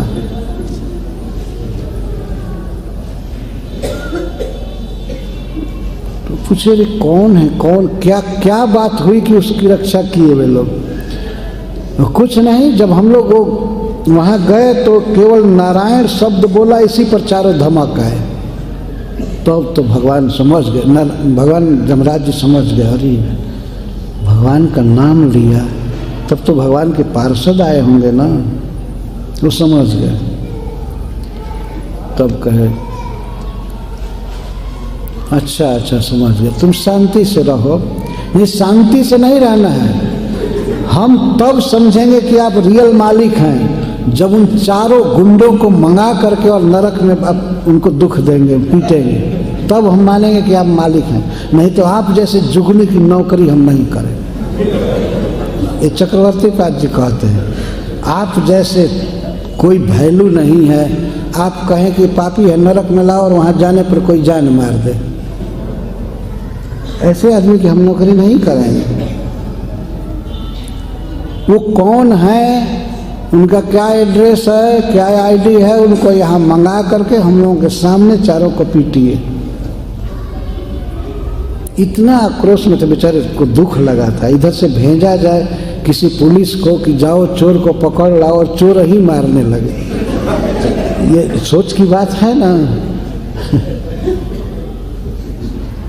और वो भी 3-3 पुलिस जाए और उनको 4 दूसरे चोर लगे मारने।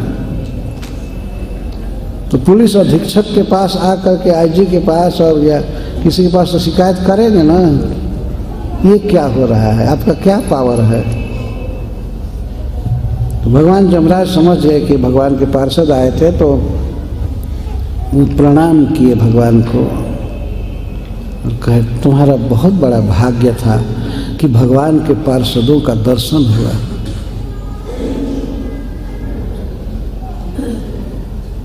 अरे सुनो मूर्खों, मेरी गलती है कि मैं तुम लोगों को नहीं बताया।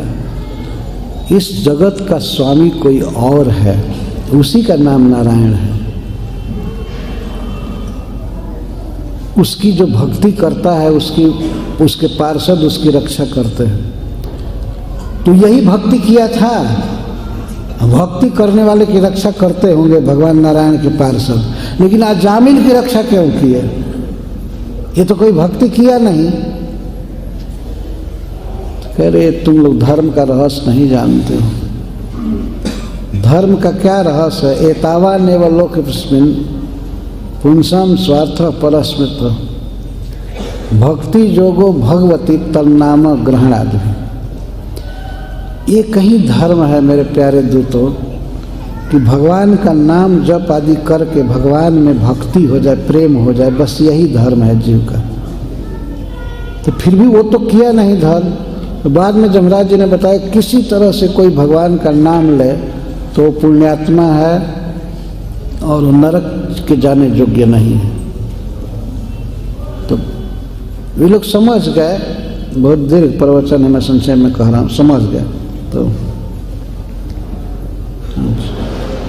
अच्छा, तो धर्मात्मा है, भगवान का भक्त है, भगवान का नाम लिया, ठीक है, हम समझ गए। तो आज से आप क्लियर बताइए कि किसको नरक में लाना है। आप कहे थे कि उसको जाकर नरक में लाओ, हम लोग गए तो वहाँ पर हम लोगों को मारने की धमकी दी गई। तो क्लियर बताइए किसको नरक में ला रहे हैं। तो भगवान यमराज जी कहते हैं, भागवत का श्लोक है, जिह्वा न वक्ति भगवत गुण नाम ध्येयम। जिनकी जीभ भगवान कृष्ण के नाम को नहीं बोलती है, उन दुष्टों को पकड़ पकड़ कर लाओ मेरे पास। जीव होते हुए भी और जो भगवान का नाम नहीं बोलते हैं, उनको पकड़ कर मेरे पास लाओ। वो भले और दृष्टि से सज्जन हैं, लेकिन भगवान का नाम नहीं लेते हैं, उन दुष्टों को पकड़ कर लाओ मेरे पास। जिह्वा न भक्ति भगवत गुण नाम ध्येयम चेतश्च न स्मरति तच्चरणारविंदम। तो उनके दूतों ने कहा कि और मान लीजिए कोई गूंगा है बेचारा, नाम नहीं बोले, तब उसको भी पकड़ कर लाएंगे। हाँ, उसको भी लाएंगे। चेतश्च न स्मरति तच्चरणारविंदम। ठीक है, गूंगा है, नहीं बोल सकता है, लेकिन जिसका मन कृष्ण के चरण कमल का स्मरण नहीं करता है, उसको पकड़ कर लाओ। तच्चरणारविंदम, भगवान के सुंदर श्री विग्रह का जो ध्यान नहीं करता है, उसको पकड़ कर लाओ। कभी कभी आदमी बोल नहीं सकता है, तो स्मरण तो कर सकता है ना। और यमराज के दूतों ने कहा कि अगर कदाचित कोई पागल हो गया, विक्षिप्त हो गया, तो कैसे स्मरण करेगा। तो ठीक है, कृष्णाय नो नमति जच्छिरे एकदापि तान आनद्धमस्तकृत विष्णु कृत्य। जो एक बार भी कृष्ण को प्रणाम नहीं किया है, सिर जिसका नहीं झुका है कृष्ण के सामने, श्री विग्रह के सामने, उनको पकड़ करके लाओ। यमराज के दूत निराश हो गए थे पहले कि तब तो नरक में जाने लायक कोई रहा नहीं। तो यमराज जी कहते बहुत लोग हैं कृष्ण को प्रणाम नहीं किए, कृष्ण का नाम नहीं बोले, कृष्ण के चरण कमल का स्मरण नहीं किए, जो बहुत कैंडिडेट हैं। तो इन लोगों को पकड़ पकड़ कर लाओ। ये नरक से बचने का उपाय भगवान का नाम। तो ये सब सत्य बातें हैं और वैदिक इतिहास में, श्रीमद् भागवत में लिखी गई है। भगवान का नाम किसी तरह से जिह्वा पर आना चाहिए।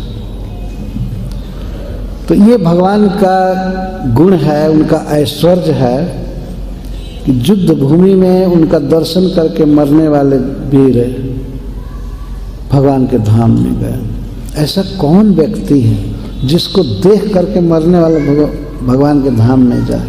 ये भगवान का अचिंत ऐश्वर्य है। इसी पर भीष्म पितामह कहते हैं, भगवती रतिरस्तु में मुमूर्षो जमी है निरीक्ष हता गतः स्वरूप। जिनको देख करके मरने वाले लोग, जिनमें चित्त को लगाने वाले भगवान के धाम में जाते हैं, ऐसे कृष्ण में हमारी मति रहे, मुझ मरणासन की रति हो। जमी है निरीक्ष हता गतः स्वरूप। भगवान श्री कृष्ण की जो विशेषता है, श्रीमद् भागवत गीता में, श्रीमद् भागवतम में, अन्य पुराणों में बहुत विस्तार से दी गई है विशेषताएं। किसी व्यक्ति को भगवान कृष्ण पर विचार करना चाहिए, और विचार करने की शक्ति न हो तो तत्वज्ञ पुरुषों से सुनना चाहिए, सुनना चाहिए श्रद्धा के साथ, तब कृष्ण समझ में आते हैं। और जब ठीक से समझ में आ जाए सारी बातें, तब बोलना चाहिए। आजकल बोलने वाले बहुत बढ़ गए, बहुत बोलते हैं, लेकिन वास्तव में तत्वज्ञ बन करके बोलना चाहिए, ठीक से बोलना चाहिए। नहीं तो नीम हकीम खतरे जान। आधा ज्ञान हमेशा भयदायक होता है, ठीक से जानकारी होनी चाहिए। तो भगवान कृष्ण के विषय में विचार किया जा रहा है, क्या विशेषता है कि जिनको देख करके मरने वाला, या जिनका स्मरण करके मरने वाला, जिनका नाम उच्चारण करके मरने वाला व्यक्ति भगवान के धाम चला जाता है। तो अद्भुत है कृष्ण। उनका दर्शन, उनका शब्द, उनका स्पर्श, उनका चिंतन जीव को मुक्त करने वाला है। ऐसे श्री कृष्ण में हमारी प्रीति हो। हम वैष्णवों को इन शास्त्रों का बहुत भारी आश्रय है, भरोसा है। यह ऐसा कोई जाए टिकट लेने के लिए, टिकट खिड़की पर, और कहे कहाँ जाना है, किस गाड़ी से जाना है, किसी भी गाड़ी से दे दो। सभी गाड़ियां तो एक ही जगह जाती है। कितनी बड़ी मूर्खता होगी। तो कुछ भी जप करो, कोई भी मंत्र बोलो, किसी की भी पूजा करो, एक ही जगह जाओगे। ये पागल का उद्गार है वास्तव में। पागल व्यक्ति ऐसा बोल सकते हैं। मरने पर सब एक ही जगह जाते हैं। एक ही जगह कैसे जाएंगे? और हम लोग कथा के बाद जाएंगे तो सब एक ही जगह चले जाएंगे, या अलग अलग जगह पर जाएंगे? नहीं, कोई कहे बस सब निकलेंगे द्वार से और एक ही जगह चले जाएंगे। इतने बेवकूफ लोग हैं, इन बातों को सुन करके मान लेते हैं। कोई प्रवचन करता है, कह देता है बस क्या भेद है, किसी को भी मानो, सब एक ही हैं, कहीं है। इसको आज की बेवकूफ जनता मान लेती है, थोड़ा भी विचार नहीं करती है ये बोल रहा है, कितना फालतू बोल रहा है। और ऊपर से ईश्वर तो निराकार है, ये है वो है। कहाँ से पढ़कर आ गया कि निराकार? निराकार को कहाँ से देखा, कैसे पता चला कि निराकार है? भगवान के अंगों का वर्णन है। हाथ में चक्र लेकर के दौड़ रहे हैं, चाबुक है दाहिने हाथ में, बाएं हाथ में रस्सी है, वाणी से बोल रहे हैं। ये निराकार कहाँ से आ गया? अब सोचने की बात है। केवल फालतू खुराफात है वास्तव में। जिसको कोई ज्ञान नहीं है वही ये सब बातें बोलते हैं। ज्ञानी व्यक्ति जानते हैं कि भगवान के आकार है, भगवान का आकार है, भगवान का नाम है, भगवान की लीला है, कर्म है, भगवान के संबंधी हैं, भाई भी हैं, माई भी है, पिताजी हैं, है कि नहीं? अभी हम बच्चे से पूछे एक दिन पूछ रहे थे, बूढ़ी माता जी आई थी जमुनानगर से, ठीक है, और भगवान की माँ का क्या नाम है? तो कहते ओ जसोदा जी देवकी जी है। हाँ ठीक है, देवकी ने जन्म दिया, लेकिन भगवान को किसी और माता ने पोसा था ना? हाँ एक थी जसोदा। ये श्रद्धा है, सहज, और सहज ज्ञान है वास्तव में। बच्चों से पूछा जाता है भगवान कृष्ण के भाई का क्या नाम है? बलराम जी। भगवान के पिताजी का क्या नाम है? वसुदेव जी। और तथाकथित महामूर्खों से पूछा जाए, पढ़े लिखे लोगों से, भगवान के पिताजी का क्या नाम है? नहीं, भगवान का पिता कौन हो सकता है? भगवान तो सबके पिता है। बस हो गया ज्ञान। भगवान तो सबके पिता है। और ज़्यादा बहस कीजिए तो कहेंगे भगवान का कोई पिता नहीं है, न नाम है, न रूप है, न लीला है, बस निराकार है। ऐसे किसी से पूछिए कि भारत के प्राइम मिनिस्टर कौन है, क्या नाम है, क्या पोशाक पहनते हैं, कैसे हैं? कुछ नहीं, निराकार। निराकार है। जब ज्ञान नहीं है कुछ भी, तो निराकार बोलने में क्या हर्ज है? कुछ ज्ञान नहीं है तो निराकार बोलकर काम चला लिया। कुछ नहीं है, अगर साकार कहेंगे तो वर्णन करना पड़ेगा कि चश्मा पहनते हैं, कि क्या करते हैं, कि पैंट पहनते हैं, कि धोती पहनते हैं, कुछ कहना पड़ेगा ना। निराकार कह दिए तो महाज्ञानी, कुछ नहीं। और कुछ लोग तो ऐसे कहते हैं, ईश्वर के बारे में ज़्यादा बहस करते, कहते ईश्वर है ही नहीं भाई, ये फालतू बात। वो कहते ईश्वर निराकार है और कुछ देर के बाद कहते वो है ही नहीं। वही व्यक्ति जो बहस करता है वही कहते नहीं नहीं ये सब झमेला है, तो कुछ है नहीं। बस ये तमाशा चलता है। इसीलिए भागवत पढ़ना चाहिए, इसमें स्पष्ट ज्ञान है, ठीक ठीक भगवान का बोध है, और भगवान से प्यार किया गया है। किस व्यक्ति ने किस तरह भगवान से प्रेम किया, ये बताया गया है भगवान अपने भक्त का रथ भी हाँके हैं, रथ चला रहे हैं, घोड़ों को सहलाते हैं, घास खिलाते हैं, और भगवान के विविध नाम हैं, उनके गुणों के अनुसार विविध लीलाएं। तो हम वैष्णवों को इसमें बिल्कुल दृढ़ रहना चाहिए। हम बिल्कुल सत्य मार्ग पर हैं, हम वास्तविक मार्ग पर चल रहे हैं, ज्ञान में हैं, और भगवान के अंगों को, लीलाओं को स्वीकार नहीं करने वाले लोग उल्लू जैसे अंधकार में हैं, किसी काम के नहीं है, वास्तव में किसी काम के नहीं। जो ज्ञान नहीं होता है तो ऐसे ही होता है। एक दृष्टांत में बात कही गई है, एक बार एक हंस उड़ता हुआ जा रहा था, तब तक रात हो गई, शाम हो गई, तो एक पेड़ पर उतरा, एक पेड़ पर बैठने के लिए उतरा हंस। वो पेड़ पर केवल, उस पेड़ पर केवल उल्लू रहते थे, जिनको दिन में दिखाई नहीं पड़ता है, रात में थोड़ा थोड़ा दिखाई पड़ता है, दिन में बिल्कुल नहीं। तो हंस जब उतरा वृक्ष के ऊपर तो पूछे, हु आर यू? सारे उल्लू पूछे, तुम कौन हो, कौन हो? तो कहा कि हंस, मैं हंस हूं। तो हंस किस चिड़िया का नाम है? हंस किस चिड़िया का नाम है? और वो बेचारा क्या बतावे, हंस तो था, तो किस चिड़िया का नाम है? तो ठीक है, कहाँ से आ रहे हो और यहाँ क्यों आए? मैं आ रहा था उड़ करके, और तब तक अंधकार, सूर्य अस्त हो गया। सूर्य किस चिड़िया का नाम है? वो जानते थे कि दुनिया में जो कुछ भी है चिड़िया ही होगा। सूर्य किस चिड़िया का नाम है? वो भाई चिड़िया नहीं है, वो सूर्य एक बहुत प्रकाशशील वस्तु है। जब आकाश में रहते हैं तो आलोक रहता है, प्रकाश रहता है। क्या आलोक रहता है? प्रकाश क्या चीज है?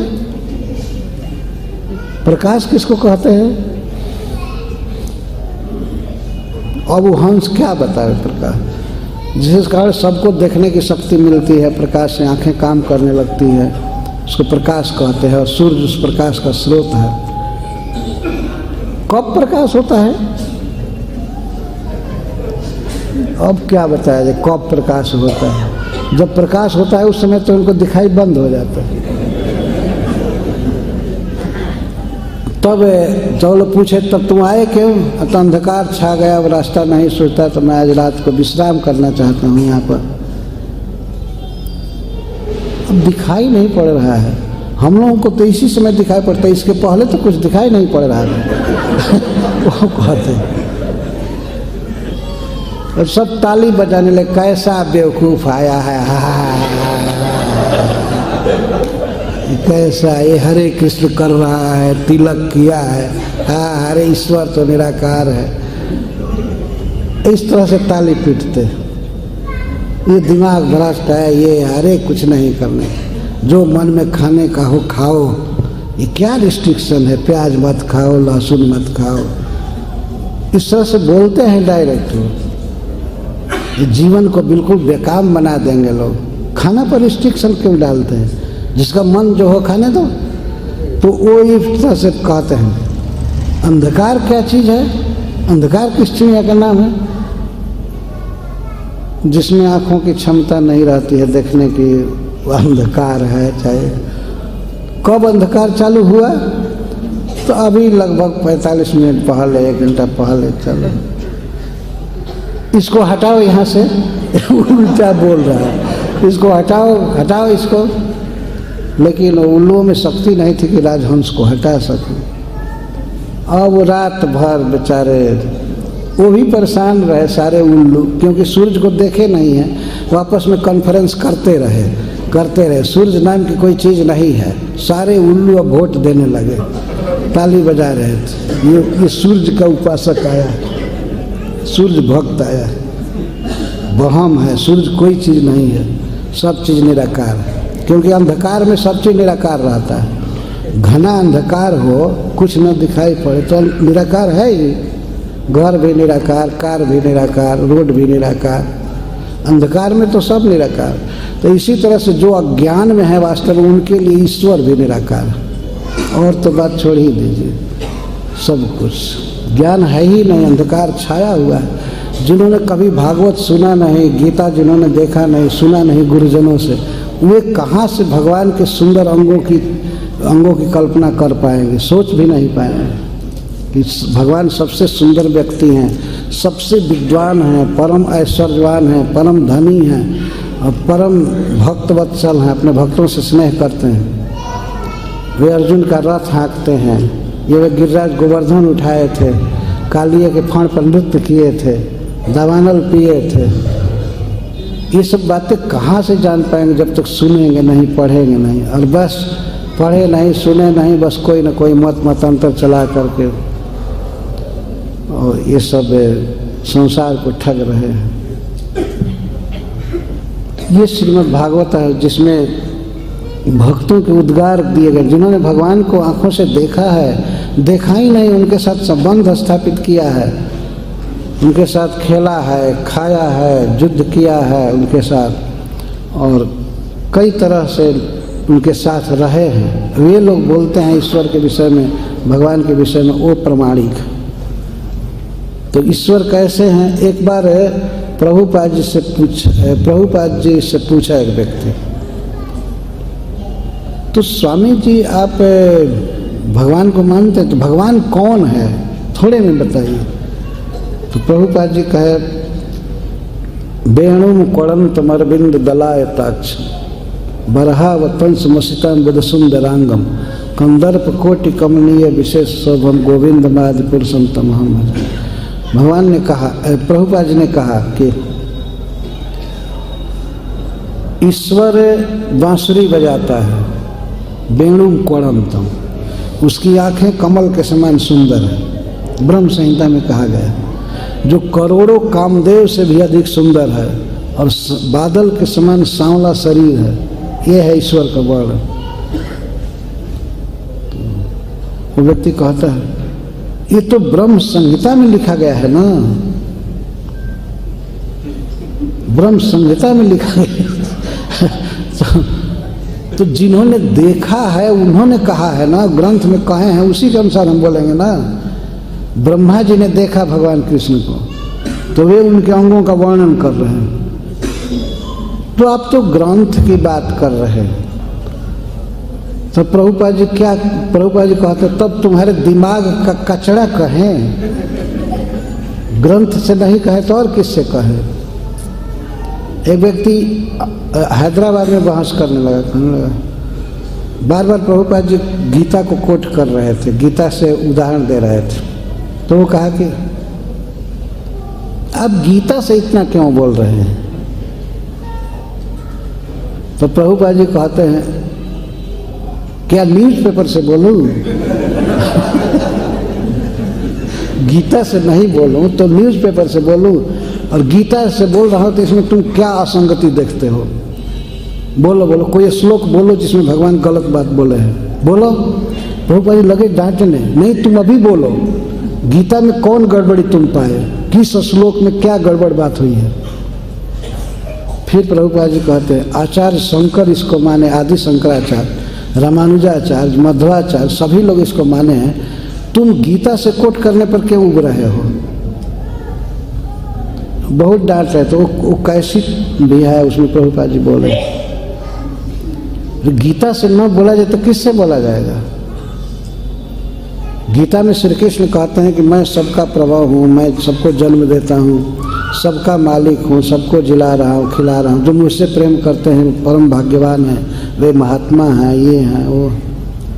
तो गीता जो कहता है वही मान्य है ना।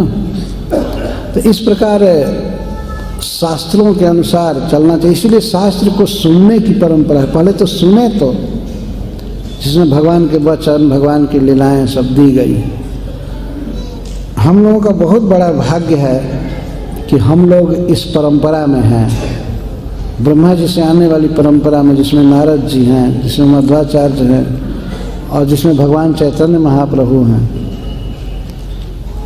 हम लोग ऐसे अंधविश्वासी नहीं है। तो वो हैदराबाद में व्यक्ति बोल रहा है, हम अंग्रेजी में बात हो रही है, वो कहता है कि हम कैसे ब्लाइंडली आपकी बात मान लें। प्रभुपाद जी को कहा, why I should accept your statement blindly, वो कहता है। तो प्रभुपाद जी कहते हैं, if you can not accept blindly you should also not reject blindly. Blindly reject मत करो, आँख खोल करके देखो और मानने लायक बात हो तो मानो, नहीं तो नहीं मानो। लेकिन ब्लाइंड हम नहीं मानते हैं कृष्ण को। अरे अंधा कहीं के, आंख बंद किए और मानो नहीं मानो, ये क्या करते हो? वो कहा कि हम ब्लाइंडली नहीं मान सकते आपकी बात। तो प्रभुपाद जी कहते हैं ब्लाइंडली रिजेक्ट भी नहीं कर सकते हो। है आजकल धारणा हो, हम ब्लाइंड, हम अंधविश्वास नहीं करते हैं, अंधविश्वास नहीं करते हैं। तो अंध रिजेक्ट कर सकते आंख बंद करके बस कह देना ये चीज़ है वो चीज़ है, ऐसे है वैसे। भगवत गीता इसी संसार में है और प्रभुपाद जी का भाष्य जिसे भगवत गीता एजिटीज कहते हैं वो इसी संसार में है। और फिर भी लोग दुख से दग्ध हैं, भगवान के बारे में ज्ञान नहीं है। यह आश्चर्य की बात है। इस कुरुक्षेत्र में आज से 5000 वर्ष पहले गीता का प्रवचन किया भगवान ने। उस पर अनेक भाष्य हैं, अनेक टीकाएँ हैं वैष्णवों की, और इसके साथ साथ अन्य लोगों ने भी बहुत सी टीकाएँ लिखी है। तो गीता की टीका लिखे हैं लेकिन गीता की बात नहीं कहते हैं, वो अपनी बात कहते हैं, उसको गीता से पुष्ट करना चाहते हैं। लेकिन बात यह है कि गीता की बात कह करके उसके अनुसार अपनी बात को पुष्ट करना चाहिए। गीता स्टैंडर्ड है, ये नहीं कि हम स्टैंडर्ड हो गए और गीता का अर्थ ऐसे कर दिए तोड़ मड़ोड़ करके। एक टीकाकार लिखा है, उसे गीता कचड़ा में पढ़ा उसको, तो मन मना भव मद भक्तो मध्याजी माम नमस्कुरु।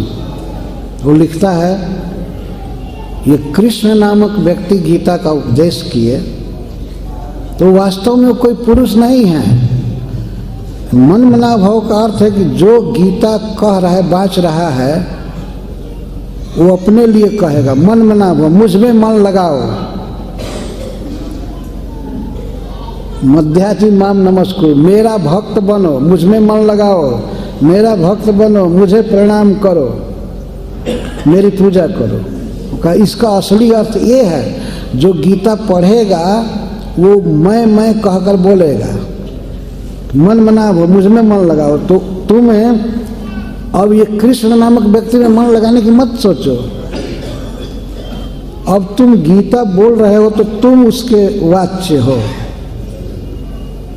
अब वही भगवान हो गया। तो श्री भगवान वाचक कहा जाए तो इसको कहा जाए कि तुम ही वहाँ कुरुक्षेत्र में प्रवचन कर रहे थे।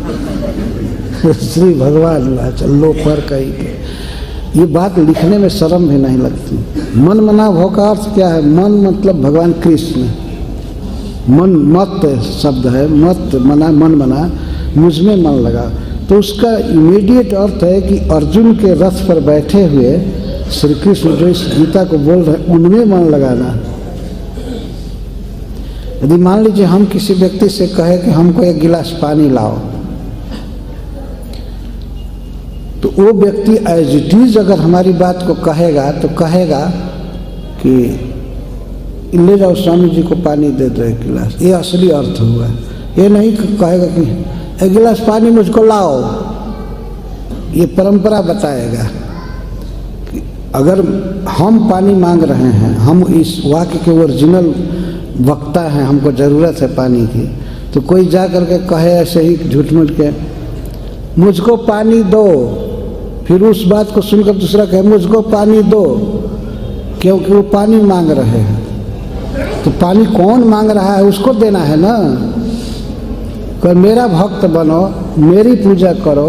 कुरुक्षेत्र में भगवान बोल रहे हैं मुझे प्रणाम करो, मुझ में मन लगाओ। तो फिर दूसरे दुष्ट में क्यों मन लगाया जाता है कि नहीं? जब गीता पढ़ते नहीं, कह दो कि गीता नहीं पढ़ते हैं हम, गीता भी पढ़ते हो और दूसरे के भक्त बनते हो, देखिए बात, वो गीता, इसका मतलब है कि भगवान का विरोध कर रहा है, वो मान नहीं रहा है गीता को। और गीता मानने वाला व्यक्ति तो कृष्ण का भक्त बनेगा। जहाँ भगवान साफ कहते हैं मुझ में मन लगाओ, मेरा भक्त बनो, मेरी पूजा करो, मुझे नमस्कार करो, ऐसा करने पर निश्चित ही तुम मुझे प्राप्त करोगे, इसमें कोई संदेह नहीं। ये श्लोक पढ़ करके लोग कहते हैं हाँ किसी को भी मानो, किसी की भी पूजा करो, किसी को भी आदर करो, नमस्कार करो, सब एक ही जगह जाएंगे। ऐसा करने वाला 4 काम वो भगवान कृष्ण के पास जाता है। अगर कृष्ण को प्रणाम करे, कृष्ण में मन लगावे, कृष्ण की पूजा करे तो कृष्ण के पास जाता है। भगवान ये बात कह रहे हैं। और इसका अर्थ कुछ लोग करते हैं तुम ये सब कुछ भी करो हमारे पास चले आओगे, मतलब भगवान के पास जाओगे। इतना इतना संसार में खुराफात है अध्यात्म के नाम पर, और सब चीज की परिभाषा है ठीक ठीक, भगवान की कोई परिभाषा नहीं संसार में। कि जिसके मन में जो आ रहा है वही मान रहा है, वही मान रहा है। पर वास्तव में जो विद्वान व्यक्ति हैं, समझदार हैं, जानते हैं कि कृष्णस्तु भगवान स्वयं, कृष्ण भगवान है। इसको सभी लोगों ने, विद्वानों ने माना है, इसमें कोई ऑब्जेक्शन नहीं है। मूर्ख लोग केवल विवाद करते हैं। तो भीष्म पितामह इस तरह से भगवान की स्तुति कर रहे हैं, बार बार जो ये कह रहे हैं कि वे हमारे गति हों, उनमें हमारी प्रीति हो, अर्जुन के सखा में हमारी प्रीति हो, जो हमको मारने के लिए आ रहे थे, जो हमारी बात को रख दिए, अपनी बात छोड़ दिए, अपनी प्रतिज्ञा को तोड़ दिए, जो भक्त से इतना स्नेह करते हैं, अर्जुन की रक्षा में व्यग्र हैं। ये सब बातें सुन करके ऐसा आश्वासन मिलता है भगवान हमसे भी प्रेम करेंगे, यदि हम उनसे प्रेम करते हैं तो प्रेम करेंगे। और केवल प्रेम करने की बात नहीं है, संसार में लोग दुख से घिरे हुए हैं। भगवान बार बार इस बात को कहते हैं कि ऐसा करोगे तो तुम सब दुख से मुक्त हो जाओगे, ऐसा स्पष्ट बोलते हैं। दुख से मुक्त होना कौन नहीं चाहता। तो गीता के अनुसार, भागवत के अनुसार भगवान की भक्ति करनी चाहिए। और ऐसा नहीं समझ लेना चाहिए कि इस्कॉन वाले केवल हरे कृष्ण ही करते हैं और कीर्तन करते हैं। इस्कॉन में जो फिलॉसफी है वो बिल्कुल पूर्ण है। सत्य दर्शन जिसको कहा जाता है, सत्य ज्ञान प्रभुपाद जी की कृपा से आ रहा है। ऐसा कभी कभी लोग कहते हैं इस्कॉन वाले तो बस वही ढोलक बजाते हैं, नाचते हैं। केवल ऐसी बात नहीं है। इस्कॉन के पास जो साहित्य है ऐसा किसी संस्था के पास नहीं है। आप किसी मंदिर में जाइए तो भगवान की व्याख्या करने वाले साहित्य भरे पड़े हैं। इस्कॉन के किसी मंदिर में जाइए तो एक डिपार्ट ही है बीबीटी। और जगह जाइए ठीक है पूजा पाठ कीजिए आइए, ज्ञान कुछ नहीं होता, कुछ पढ़ने के लिए है ही नहीं। लेकिन सैकड़ों किताबें हैं जो भगवान के बारे में इन्फॉर्मेशन देती हैं। कोई जाए तो दर्शन करे, फिर उनको सुने या उनको लेकर के पढ़े तो उससे ज्ञान होता है। मंदिर इसके लिए बनाया जाता है जहाँ भगवान के बारे में ज्ञान हो, जहाँ कथाएं हों और लोग ग्रंथ पढ़ें समझें।